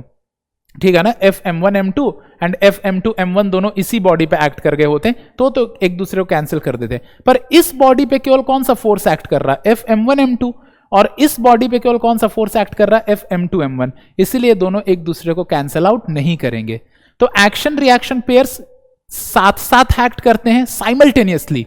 ऐसा नहीं कि एक पहले एक्ट किया एक बाद में एक्ट किया, ऐसा नहीं. साइमल्टेनियसली एक्ट करते हैं along the same straight line. Same straight line पे एक्ट करते हैं इन ऑपोजिट डायरेक्शंस, और उनकी मैग्नीट्यूड्स क्या होती हैं? सेम होती हैं. So this is the complete Newton's third law of motion. कि Newton's third law of motion states that to every action there is an equal and opposite reaction, and the action and reaction forces act simultaneously, साथ साथ, on two different bodies. And इसलिए they never cancel out each other because they are acting on two different bodies. ठीक है ना. And they act along the same straight line. Same straight line पे act करते हैं in opposite direction. तो मान लो कि यहां पे अगर मैं बोल दूं कि यहां पे कोई टेबल है हमारे पास, और इस टेबल के ऊपर कोई बुक रखी हुई है. से दैट कोई हमारे पास यहां पे कोई बुक रखी हुई है, फिजिक्स की किताब. देखते डर लग गया होगा आप लोग. यहां फिजिक्स की किताब रखी हुई है. ये सर फिजिक्स की किताब रख दी, अब तो क्वेश्चन नहीं बनेगा. ठीक है ना. तो यहां फिजिक्स की किताब रखी हुई है. अब फिजिक्स की किताब पे, ये जो हमारी फिजिक्स की किताब है, मान लो एनसीईआरटी निचोड़ फिजिक्स है. अब यहां पर नीचे की ओर इस पे फोर्स लग रहा है mg, जो इसका वेट है. वेट इसके सेंटर ऑफ ग्रेविटी से नीचे की ओर एक्ट करता है. तो वेट, ऐसे फ्री बॉडी डायग्राम अभी हम नेक्स्ट क्लास में पढ़ेंगे तो उसमें सारी चीजें सिखाऊंगा. तो वेट नीचे एक्ट कर रहा है इस पे. ठीक है ना. और टेबल की वजह से सेम मैग्नीट्यूड ऑफ फोर्स इस पे ऊपर एक्ट कर रहा है, जिसको नॉर्मल रिएक्शन बोलते हैं. Normal reaction due to table, जिसकी वजह से किताब जो है नीचे नहीं गिर रही. किताब का वेट नीचे एक्ट कर रहा है और normal reaction due to table ऊपर एक्ट कर रहा है. क्या ये एक्शन रिएक्शन पेयर्स हैं? तो देखो, नॉर्मल रिएक्शन का जो मैग्नीट्यूड है इस केस में, इस पर्टिकुलर केस की अगर मैं बात करूं, ये बुक स्टेशनरी है, रुकी हुई है, इन इक्विलिब्रियम में है. तो यहां पे नॉर्मल रिएक्शन का जो मैग्नीट्यूड है वो mg के बराबर है. मैग्नीट्यूड दोनों की सेम है.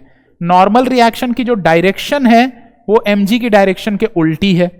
नॉर्मल रिएक्शन जो है वो ऊपर एक्ट कर रहा है, mg नीचे एक्ट कर रही है. तो मैग्नीट्यूड सेम है, तभी तो बुक ऊपर नीचे नहीं हो रही है ना. ये दोनों एक दूसरे को कैंसिल कर दे रहे हैं. तो मैग्नीट्यूड सेम है, डायरेक्शन उल्टा है. क्या ये एक्शन रिएक्शन पेयर्स हैं? तो no, R and mg are not action reaction pairs. ये एक्शन रिएक्शन पेयर्स नहीं है. क्यों नहीं है एक्शन रिएक्शन पेयर्स? भाई मैग्नीट्यूड सेम है, डायरेक्शन उल्टा है, लेकिन एक्शन रिएक्शन पेयर इसलिए नहीं है क्योंकि वो एक दूसरे को कैंसिल कर दे रहे हैं. They are acting on the same body. जबकि action reaction pair same body पे एक्ट कभी भी नहीं करते, they act on two different bodies. तो इस बात में थोड़ा आप लोग कंफ्यूज मत होना। वैसे यहां पे R इक्वल टू mg है क्योंकि इक्विलिब्रियम वाली सिचुएशन है, जरूरी नहीं हो कि हमेशा R इक्वल टू mg हो। अगर इसको मैं उठा करके ऊपर एक्सेलरेट कर दूं किसी एक्सेलरेशन a से तो R will B mg plus a, और नीचे एक्सेलरेट कर दूं किसी एक्सेलरेशन a से तो R will be equal to mg minus a। ठीक है ना। तो होपफुली ये सारी चीज जो है, ये जो थ्योरी है Newton's third law of motion की, ये क्लियर है आप लोग को। ठीक है, तो अब हम लोग इंपल्स की जानकारी लेते हैं और उसके बाद कुछ न्यूमेरिकल्स प्रैक्टिस करेंगे। ठीक है, तो बाय डेफिनेशन इंपल्स जो होती है वो किसके बराबर होती है? तो impulse is equal to change in momentum. ठीक है ना, इंपल्स जो होती है by definition impulse, so impulse is equal to the change in momentum of the body, change in momentum of the body. ठीक है ना, इस बात को मैं समझा रहा हूं, यहां पे इंपल्स को बहुत ही मैं सरफेस मैनर में समझाऊंगा, मतलब कि बहुत ही नॉर्मली इजी मैनर में। एक हमारे पास पूरा का पूरा चैप्टर अभी आगे आ रहा है वर्क पावर एनर्जी के बाद, जिस चैप्टर का नाम है इंपल्स मोमेंटम कोलिजन। तो पूरा का पूरा, क्योंकि हमारे पास एक चैप्टर अभी है आगे पड़ा हुआ इंपल्स मोमेंटम कोलिजन, तो उसमें जाकर के हम लोग इंपल्स को एक्चुअल मैनर में समझेंगे। ठीक है ना, और वहां इंपल्स मोमेंटम थ्योरम वगैरह की स्टडी करेंगे। अभी फिलहाल हम लोग थोड़ा सा सरफेशियल मैनर में केवल देख रहे हैं इस पर्टिकुलर चैप्टर के अंदर। हालांकि इंपल्स जो है, मोमेंटम है, law of conservation of linear momentum etcetera, उसके लिए कंप्लीटली एक नया चैप्टर है हमारे पास इंपल्स मोमेंटम कोलिजन नाम से। ठीक है ना, तो जो हमारे पास law of conservation of linear momentum वाले ज्यादातर जो क्वेश्चंस वगैरह है वहां जाकर के बढ़िया क्वेश्चंस से डील करेंगे हम लोग। फिलहाल हम लोग केवल सरफेशियल मैनर में इस चैप्टर में चीजों को देख रहे हैं, क्योंकि इस चैप्टर में ज्यादा हमें फोर्स एनालिसिस करनी है। नेक्स्ट एपिसोड जो कि हमारा स्टार्ट होगा उसके अंदर हम लोग सबसे पहले different type of forces and free body diagrams की स्टडी करके और फोर्स एनालिसिस पे इस चैप्टर में कंसंट्रेट करेंगे। ठीक है, so impulse is actually what? Impulse is equal to the change in momentum of the body. इसका सिंबल जो होता है वो J होता है, and J is equal to delta P। जो J होती है वो किसके बराबर होती है? डेल्टा P के, that is P final minus P initial। तो इसलिए जो J की SI यूनिट एंड डायमेंशन होती है, ठीक है ना, SI यूनिट या यूनिट्स एंड डायमेंशन, SI तो क्या सारे यूनिट्स, ठीक है ना, तो यूनिट एंड डायमेंशन, तो जो J की यूनिट एंड डायमेंशन होती है वही यूनिट एंड डायमेंशन P की भी होती है, या P की जो होती है वही J की भी होती है, क्योंकि वो कौन से सिंबल से सेपरेटेड है? माइनस से और इक्वल टू से। तो यूनिट एंड डायमेंशन जो होती है इसकी सेम एज मोमेंटम। मोमेंटम की जो यूनिट्स एंड डायमेंशंस होती हैं वही यूनिट्स एंड डायमेंशंस इंपल्स की होती हैं। तो J is equal to delta P लिखा हुआ है, ठीक है ना। लेकिन एक बात हमें पता है, ठीक है ना, क्योंकि J हमारे पास डेल्टा P लिखी हुई है, और डेल्टा P क्या होती है, ठीक है ना, या J को आप dP भी लिख सकते हो चाहो तो, ठीक है ना। J can also be written as what? So J can also be written as dP, ठीक है ना, डिफरेंशियल फॉर्म में। इन डिफरेंशियल फॉर्म जो J है उसको हम क्या लिख सकते हैं? dP लिख सकते हैं, ठीक है ना। तो क्योंकि J dP के बराबर है एंड F जो होता है वो dP by dt होता है, हमें पता है F नेट एक्सटर्नल जो होती है it is equal to dP by dt। तो अगर मैं इसको इधर ले आऊं F नेट एक्सटर्नल dt, ठीक है ना, तो this is equal to dP, और dP किसके बराबर है? J के बराबर है, ठीक है ना। This is equal to dP and this is equal to J। तो देयरफॉर J यहां से क्या लिख सकते हो आप लोग? It is F net external dt, ठीक है ना। और अगर मान लीजिए कि आपको चेंज इन मोमेंटम चाहिए, ठीक है ना, चेंज इन मोमेंटम, तो उसके लिए आपको क्या करना पड़ेगा? मतलब कि अगर आपको dP की जगह पे P final minus P initial चाहिए तो इंटीग्रेशन करना होगा फ्रॉम T इनिशियल से लेकर के T फाइनल तक। अगर मान लीजिए आपको क्या चाहिए? Integration of dP from P initial to P final, जिसको हम बोलेंगे P final minus P initial. तो ये वाली बात आप लोग को यहां पे ध्यान में रखनी है, ये जो यहां पे लिखा हुआ है, ठीक है ना। जो लास्ट चीज आपको ध्यान में रखनी है बेसिकली यही है जो सबसे ज्यादा इंपॉर्टेंट है, कि P final minus P initial, जिसको हम लोग क्या बोलते हैं? J भी बोल सकते हैं, J, या इसको डेल्टा पी भी बोल सकते हो आप लोग, P final minus P initial which is delta P, which is also equal to J is integration of force as a function of time dot dt from t initial to t final. ये ध्यान रखने वाली बात है, ठीक है ना। लेकिन ये वाली जो चीज है उसको मैंने काइनेमेटिक्स में आपको समझाया था कि ये वाला जो एक्सप्रेशन होगा इसको क्या बोला जाएगा। So this expression will be known as area under the force time graph, area under the force time graph from t initial to t final. Therefore, impulse, which can also be termed as change in momentum, is equal to area under the force time graph from t initial to t final. So, change in momentum in between t initial and t final, that is impulse of a force in between t initial and t final, is equal to the area under the force as a function of time and time graph in between t initial and t final. और यहीं पर अगर मान लीजिए force constant हो जाए, इसी में इफ फोर्स इज कांस्टेंट, अगर फोर्स कांस्टेंट हो जाए तो इंटीग्रेशन से बाहर आ जाएगा, तो इंटीग्रेशन से बाहर आ जाएगा तो आप क्या लिख सकते हो, ठीक है ना। तो if force is constant then what you can write, so इस केस में P final minus P initial जो डेल्टा पी होगी जिसको जे बोलोगे, तो ये जो फोर्स है यहां से इंटीग्रेशन से बाहर आ जाएगा, ठीक है ना। और dt का इंटीग्रेशन क्या हो जाएगी, t हो जाएगी, और लिमिट लगाओगे तो यहां पे क्या लिखोगे, t final minus t initial लिख लोगे आप लोग, ठीक है ना। तो यानी कि इस केस में p final minus p initial is equal to delta p equal to j, it is f delta t। तो ये ध्यान रखना है हम लोगों को, ठीक है ना। तो ये इंपल्स का डेफिनेशन होता है। तो इंपल्स का डेफिनेशन अगर फोर्स कांस्टेंट हो तो impulse J is simply equal to F delta T, लेकिन अगर फोर्स कांस्टेंट नहीं हुआ, अगर force as a function of time दिया हुआ है, तो जो इंपल्स J होती है it is integration of force as a function of time dot dt from t initial to t final, ठीक है ना। तो ये ध्यान देने वाली बात है यहां पे, that is equal to area under the force time graph from t initial to t final. तो this was the superficial knowledge of impulse, इसको अभी आगे और डिटेल में हमें पढ़ना है, ठीक है ना। बट होपफुली यहां तक ये जो इंपल्स की थ्योरी है ये क्लियर है आप लोग को। तो अब हम लोग क्वेश्चंस में मूव कर रहे हैं, ओके। तो जो हमारे पास पहला क्वेश्चन है, determine the force exerted by the water jet on the walls, ठीक है ना, इन द टू केसेस। तो वॉल्स पे कितनी एग्जर्ट कर रही, तो इसको मान लेते हैं केस 1, ठीक है ना। ये जो पहला वाला डायग्राम आपको दिख रहा है इसको केस 1 मान लेते हैं और इसको केस 2 मान लेते हैं। एरिया ऑफ क्रॉस सेक्शन जो है ये एक्स एक्सिस वाई एक्सिस है, एरिया ऑफ क्रॉस सेक्शन जो होती है उसको ए मान लेते हैं, A will be the area of cross section, ठीक है ना। एंड डेंसिटी जो हो, क्योंकि वाटर है, वाटर की डेंसिटी रो ले लेंगे हम लोग, ठीक है ना। तो ये सारी चीजें क्वेश्चन में मेंशन्ड है। अब ये दो केसेस हैं, दो केस में एक केस में आपके लिए सॉल्व कर रहा हूं, दूसरा वाला केस एग्जैक्टली आपको वैसे ही सॉल्व करना है। तो चलिए जो केस थोड़ा सा डिफिकल्ट दिख रहा है इसको मैं सॉल्व कर ले रहा हूं, ये वाला आपको खुद से करना है। तो वाटर जेट जो है वो किसी थीटा एंगल पे आकर के टकरा रही है और थीटा एंगल पे ही इमर्ज आउट हो जा रही है, ठीक है ना। तो यहां पर initial momentum along x axis अगर आप देखोगे, P initial along x axis, ठीक है ना, या DP initial along x axis, छोटा सा एलिमेंट में ले रहा हूं, या ऐसे ही लिख लो पहले, P initial along x axis. तो आप लिखोगे एक छोटा सा मास dm, मैंने एक छोटा सा मास dm लिया है, ठीक है ना, क्योंकि छोटा सा मास जाकर के टकराएगी किसी टाइम dt में।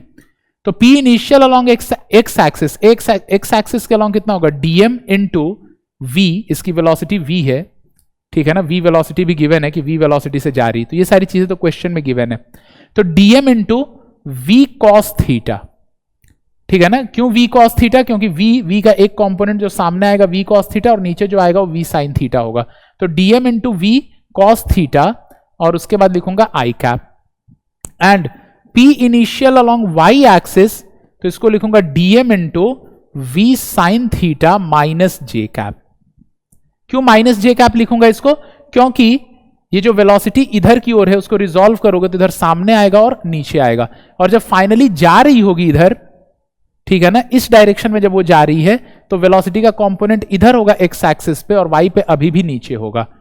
तो P final along x axis जो होगी it is dm into v cos theta minus I cap, ठीक है ना। एंड अगर मैं यहां पे लिखता हूं P final along z axis, sorry P final along y axis, तो उसकी वैल्यू आ जाएगी dm into v sine theta minus J cap. उसकी वैल्यू तो अभी भी माइनस जे कैप है, क्योंकि y जब वो इधर भी ऐसे लौट रही है तो दो हिस्सों में तोड़ोगे तो x तो इधर आ जाएगा पर y नीचे आएगी, और पहले भी जब ऐसे आ रही थी यूं तो x तो सामने था पर y उस वक्त भी नीचे थी। तो अगर मैं change in momentum on x axis की बात करता हूं, ठीक है ना, change in momentum delta p on x axis, तो it is p final on x minus p initial on x, p final on x minus p initial on x। तो p final on x जो हो जाएगा it is dm into v cos theta minus I cap minus p initial on x जो हो जाएगा, ठीक है ना। थोड़ा इसको और इधर खिसका देता हूं, ठीक है, minus p initial on x जो हो जाएगी उसकी वैल्यू आप लिखोगे तो dm into v cos theta plus आई कैप, ठीक है ना। तो यानी कि कितना हो गया, it is minus 2dm into v cos theta I cap. तो ये तो डेल्टा पी एक्स हो गई। अगर मैं डेल्टा पी वाई की बात करूं, डेल्टा पी वाई, तो it is p final on y minus p initial on y, तो it is dm into v sine theta minus I cap, ठीक है ना। माइनस आई कैप की जगह पे यहां पे p फाइनल ऑन y जो है उसकी जगह पे माइनस जे कैप लिखा हुआ है, एंड माइनस फिर से हम क्या लिखेंगे, minus dm into v sine theta minus J cap, ठीक है ना। तो ये तो माइनस है और ये माइनस माइनस प्लस हो गया, दोनों कैंसल आउट ही हो गए, तो यानी जीरो। यानी कि जो चेंज इन मोमेंटम हुआ है वो केवल और केवल एक्स एक्सिस पर ही हुआ है। यानी कि net change in momentum delta P net की अगर मैं बात करूं तो it is only minus 2 dm। dm को आप चाहो तो क्या लिख सकते हो, रो dv। dm को क्या लिख सकते हो, dm मतलब मास है, तो मास को हम क्या लिख सकते हैं, डेंसिटी इंटू वॉल्यूम, तो minus 2 row dv v cos theta I cap. तो ये तो डेल्टा पी नेट आ गई हमारे पास, ठीक है ना, जो कि वाटर जेट पे एक्सर्ट हो रही है। तो डेल्टा पी नेट हमारे पास ये आ गई। अब एफ नेट एक्सटर्नल जो होगा, एफ नेट, तो it is delta P net upon delta T, ठीक है ना। तो मैं लिखूंगा इसको माइनस 2 रो, या माइनस की साइन को चाहो तो आप आई कैप के साथ लगा सकते हो और यहां से माइनस मिटा सकते हो, ठीक है। तो इस चीज को आप लिख सकते हो 2 रो dv into v cos theta. अच्छा, ये जो dv लिखा हुआ है आपके सामने, ये वॉल्यूम की v है और ये वेलोसिटी की v है जो छोटा लिख रहा हूं मैं, और यहां पे माइनस आई कैप लिखा हूं, ठीक है ना। अब ये जो dv आपके सामने लिखी हुई है इसको ADL लिख सकते हो, cross sectional area into length. भाई कोई भी स्मॉल वॉल्यूम dv अगर आप कोई वॉल्यूम ले रहे हो तो क्रॉस सेक्शनल एरिया को अगर आप लेंथ से मल्टीप्लाई कर दो, ठीक है ना, तो आपको dv मिल जाएगी। तो ADL लिख सकते हो इसको, cross sectional area into length. So this is dv is equal to ADL, ठीक है ना, ये ध्यान रखना है। तो dv इज इक्वल टू मैं क्या लिखूंगा, ADL लिखूंगा, यानी कि ये चीज हमारे पास क्या लिखी होगी, 2 रो dv की जगह पे लिखोगे ADL, ठीक है ना, एंड इनटू फिर से क्या लिखा हुआ, v cos थीटा और minus I cap by dt, ठीक है ना, dt या डेल्टी जो लिखना चाहो आप। अब एक बात तो और आपको पता है कि ये dl बाई dt जो चीज लिखी हुई है यहां पे, dl बाई dt ये वेलोसिटी होती है, dl length dl by dt velocity है। यानी कि जो एफ नेट लग रहा है, एफ नेट जो वाटर जेट पे लग रहा है उसकी वैल्यू है 2 रो a, और ये v और एक v पहले से लिखी हुई है, तो 2 rho a v square cos theta minus I cap. तो this is the F net on water jet. तो वॉल पे तो उल्टा लगेगा ना, वाटर जेट पे इधर लगा है तो वॉल पे आगे लगा है, तो therefore F net on wall की अगर मैं बात करूं, therefore F net on wall due to water jet, so it is 2 rho a v square, यहां v वेलोसिटी है, cos थीटा प्लस आई कैप, ठीक है ना, प्लस आई कैप डायरेक्शन में। So this is our answer. ये वाला आंसर है इस डायग्राम का। अब वो वाला जो डायग्राम आपको क्वेश्चन में गिवन है, ठीक है ना। ये वाला जो डायग्राम आपको क्वेश्चन में गिवन है, ये मैं आपको होमवर्क के तौर पे दे रहा हूं खुद से करने के लिए। इस क्वेश्चन को अच्छे से ध्यान रखना, क्योंकि कई बार यही क्वेश्चन एग्जाम में आ जाता है और कई बार बहुत सिमिलर क्वेश्चंस आ जाते हैं, तो इस रिजल्ट को बहुत अच्छे से आप लोग ध्यान रखना। ओके, तो चलिए अब नेक्स्ट क्वेश्चन में प्रोसीड करते हैं। होपफुली ये वाला क्वेश्चन क्लियर है आपको। तो ये नेक्स्ट क्वेश्चन हमारे पास कुछ इस तरह से है। इन अ पर्टिकुलर क्रैश टेस्ट वगैरह कारों का कराया जाता है, ठीक है ना, उसको देखने के लिए कितनी सेफ है कार, जिसमें कि ज्यादातर जो हमारी मारुति की कारें होती हैं, मैं मारुति को बदनाम नहीं कर रहा हूं, बट बहुत ज्यादा कम स्कोर करती हैं, ठीक है ना। तो खैर ये तो इंडियन कार जो है, हम लोग इंडियंस जो होते हैं उनको कोई भी जो कंपनी होती है वो दोयम दर्जे का नागरिक ट्रीट करती है, तो इंडिया में क्वालिटी तो कम ही होती है। खैर सस्ती भी बेचनी होती हैं चीजें, ये भी उन लोगों के कंपनियों पे भी लिमिटेशन ही है। तो in a particular crash test a car of mass 4500 kgs collides with the wall as shown in the figure. Okay, the initial and final velocities of the car are v initial is equal to minus 15.0 meter per second, ठीक है ना, and v final is equal to 5.00 meter per second respectively in the collision. 4500 kgs की car जो है ये तो काफी बड़ी हो गई है, कार की थोड़ी मास कम कर लेते हैं, 1500 kgs ले लेते हैं, ठीक है ना। तो इन पर्टिकुलर क्रैश, क्योंकि कार जो होती हैं, देखो हम लोग फिजिक्स के स्टूडेंट होने के नाते हमें ये भी पता होना चाहिए कि भाई कार की जो वेट है किस रीजन में लाई करती है, तो लगभग 1500 kg से लेकर के 2-2500 kg तक ही कारें होती है। 4500 kg कोई कार नहीं होती, फिर वो ट्रक वगैरह हो जाती है, ठीक है। तो in particular crash test a car of mass 1500 kgs collide with the wall as shown in the figure, ठीक है। The initial and final velocities of the car are vi equal to 15 metre per second and vf equal to 5 i cap metre per second. If the collision lasts 0.150 second, find the impulse caused by the collision and the average force exerted by the car. तो impulse और average force, ठीक है। तो सबसे पहले P initial पता कर लेते हैं हम लोग। तो P initial will be equal to what? तो it is mass, जो कि हमें कितना given है 1500 into V initial, और V initial की जो वैल्यू है it is minus 15 I cap, ठीक है। तो 1500 into minus 15 और I cap में, सो इसकी वैल्यू कितनी हो जाएगी, तो इट इज 225, ठीक है ना, इंटू 10 to the power 4, ठीक है ना, यहां पे आ जाएगी 2.25 रादर लिख लो, ठीक है ना, 2.25 इंटू 10 to the power 4, और उसके बाद हम लोग यहां पे क्या लिखेंगे इसको, आई कैप, ठीक है ना, यह डायरेक्शन माइनस आई कैप है, ठीक है ना, kg मीटर पर सेकेंड, ठीक है ना। तो इस चीज को हमें यहां पे ध्यान रखना है। तो ये हमारे पास जो वैल्यू आ रही है, ये वाली चीज जो आप लोगों को दिख रही है, ठीक है ना, तो यहां पे ये वाली जो वैल्यू आप लोग के लिए आ रही है, ये वाली वैल्यू जो है इनिशियल मोमेंटम की है। ये ध्यान रखने वाली बात है कि ये जो वैल्यू है किसकी है, दिस फॉर इनिशियल मोमेंटम, ठीक है ना। और वैसी अगर मैं फाइनल मोमेंटम की बात करूं तो मैं क्या लिख सकता हूं, तो अब कार फाइनली आगे जा रही, तो it is 1500 into 5.0 i cap, तो यानी हो जाएगा 0.75 into 10 to the power 4 i cap kg metre per second. तो ये P फाइनल है। अब इंपल्स की जब आपसे चर्चा करेगा इंपल्स, तो इंपल्स के लिए क्या लिखोगे, now J impulse is P final minus P initial, ये तो पता ही हम लोग को। तो P फाइनल की जगह पे हम लोग लिखेंगे 0.75 into 10 to the power 4 i cap minus P initial की जगह पे 2.25 into 10 to the power 4 minus I cap, ठीक है ना। तो आई कैप, अब ये माइनस माइनस प्लस हो गया, दोनों जुड़ गए, तो यानी कि हो गया 3.00 into 10 to the power 4 i cap, ठीक है ना। तो ये तो हमारे पास आ गया, this is J, that is जिसको हम लोग क्या बोलते हैं, इंपल्स बोलते हैं, ठीक है ना। अब आपसे और एक बात और पूछ रहा है, if the collision last 0.150 second, find the impulse caused by the collision and the average force. अब एवरेज फोर्स जो होगा एफ नेट, तो it is equal to delta P by delta T.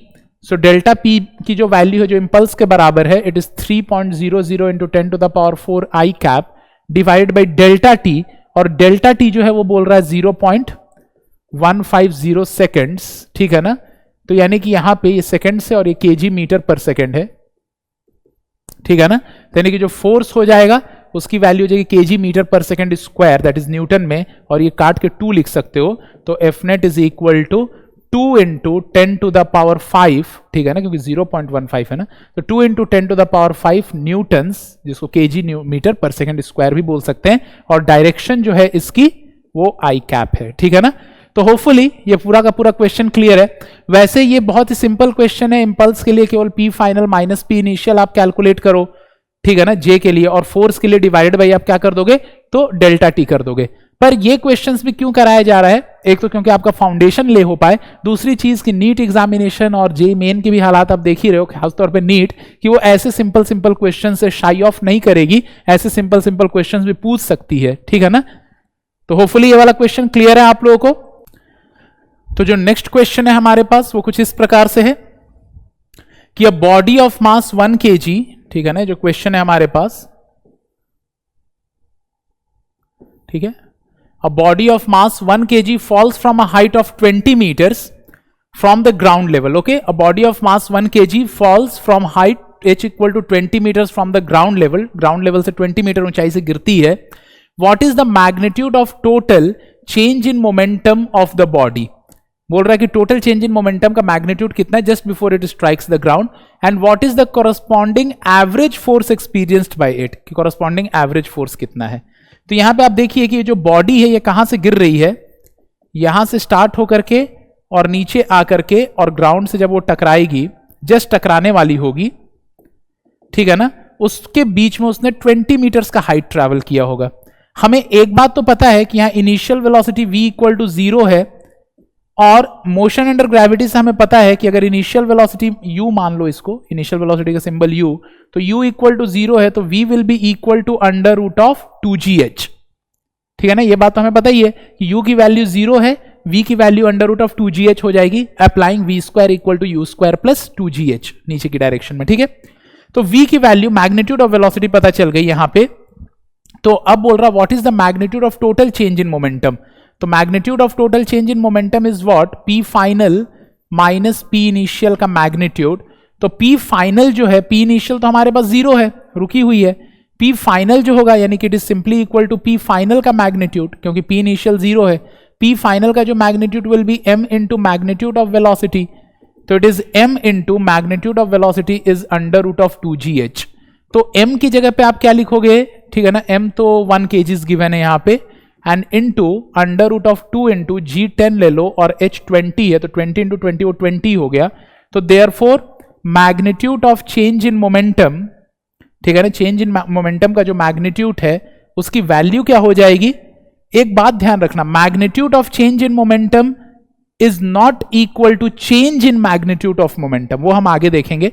तो delta P is equal to, यहां से हमारा answer क्या आ रहा है, तो it is equal to 20 kg metre per second. So this is delta P. ठीक है ना, मैं आपको जो अभी चीज बोलने वाला था वो इंपॉर्टेंट बात है, वो ये है, इसको समझना आप लोग, कि डेल्टा पी का जो मैग्नीट्यूड है it is in general not equal to delta magnitude of P. इसको बोलते हैं magnitude of change in momentum, और ये होता है change in magnitude of momentum.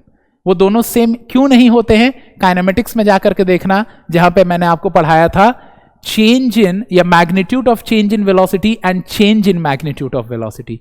तो काइनेमेटिक्स के लेक्चर में देखना कि वो, क्योंकि magnitude of change in velocity and change in magnitude of velocity दो अलग अलग चीजें हैं, और इसीलिए magnitude of change in momentum and change in magnitude of momentum दो अलग अलग चीजें हैं. हालांकि जब स्ट्रेट लाइन पे मोशन हो रहा होता है तो ये दोनों चीजें सेम हो जाती हैं, लेकिन जब कोई कर्व्ड पाथ पे मोशन हो रहा होता है तो ये दोनों चीजें कभी भी सेम नहीं होती हैं. ठीक है ना, खैर लौटते हैं क्वेश्चन में.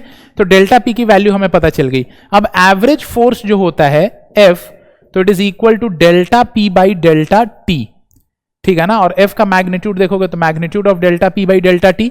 तो मैग्नीट्यूड ऑफ डेल्टा पी की जगह पे यहां पे आपके सामने क्या आया था, it was under root of 2gh, m into under root of 2gh and divided by delta T.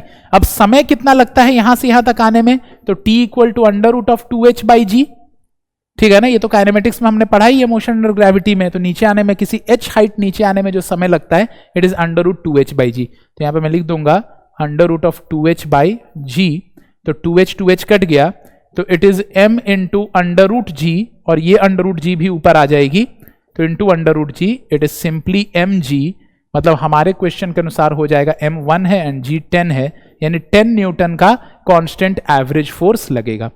मतलब एवरेज फोर्स इसमें mg ही लगता रहेगा। और कॉमन सेंस की बात है भाई, बॉल छोड़ा है आपने तो उस पर कौन सा फोर्स लग रहा होगा, उसका वेट लग रहा होगा, तो कांस्टेंट एवरेज फोर्स mg लग रहा होगा। ठीक है, तो होपफुली यहां तक क्लियर है। तो आज हम लोगों ने पढ़ा है basically examples of motion, first law of motion, second law of motion, third law of motion, उनकी थ्योरी पढ़ी है, उसके बारे में अंडरस्टैंडिंग डेवलप की है और कुछ बहुत छोटे छोटे क्वेश्चंस कर रहे हैं। ठीक है ना। अब एक क्वेश्चन मैं आपको होमवर्क के लिए देता हूं, this is last question for today, और उसके बाद नेक्स्ट एपिसोड में मुलाकात होगी जहां पे actually Newton's laws of motion की जो स्टडी है वो स्टार्ट होगी। अभी तो उसकी भूमिका बांधी जा रही थी, जहां पे हम लोग फ्री बॉडी डायग्राम वगैरह बनाना सीखेंगे और अलग अलग फोर्सेस की स्टडी करेंगे, वेट क्या होता है, टेंशन क्या होता है, नॉर्मल रिएक्शन, उनके फ्री बॉडी डायग्राम्स में कैसे काम में आते हैं वो सब, उनके कंपोनेंट्स कैसे लेते हैं, वो सारी चीजें। और उसके बाद फिर जो इस चैप्टर से रिलेटेड, जैसे कि स्ट्रिंग से रिलेटेड क्वेश्चंस, नॉर्मल रिएक्शन से रिलेटेड क्वेश्चन, पुली से related question, constraint equation, spring से related question, inertial and non inertial frames, उस पे आगे बढ़ना है। ठीक है ना। तो this was our introductory episode of Newton's laws of motion. ठीक है, तो ये जो लास्ट क्वेश्चन आपके होमवर्क के लिए है वो ये है कि an iron ball of mass m equal to 50 grams falls from a height of h1 equal to 5 meters and rises up to h2 equal to 3.2 meters after colliding with the horizontal surface. ठीक है ना। If the time of contact of the glass half, ठीक है ना, time of contact of, वैसे बस बोलता हूं कोलिजन आप बोल सकते हो। ठीक है ना। तो the time of contact of collision is delta T. ठीक है ना, time of contact of the ball बोल सकते हो। ठीक है ना, time of contact of ball with ground. ठीक है ना, is delta t equal to 0.02 seconds, ठीक है ना, then find the average contact force exerted on the ball by the horizontal surface. ठीक है ना। तो ये हमारा क्वेश्चन है कि एक आयरन बॉल है जो कि गिर रहा है किसी हाइट से, 50 ग्राम है आयरन बॉल का mass, and it is falling from a height 5 meters and rises up till a height 3.2 meters after colliding with the horizontal surface. If the time of contact of the ball is delta t equal to 0.02 seconds, then find the average contact force exerted on the ball by the horizontal surface. ठीक है, तो hopefully यहां तक clear है आप लोगों को, जो आज इंट्रोडक्टरी लेक्चर हम लोगों ने लिया है न्यूटन्स लॉज ऑफ मोशन का। ओके, सो नेक्स्ट एपिसोड में मुलाकात होगी with more information, more details and more interesting stuff. So that's all for today, thank you. अब सिलेक्शन होंगे ताबड़तोड़, क्योंकि नीट का आका जी लाया है फिजिक्स महातोड़।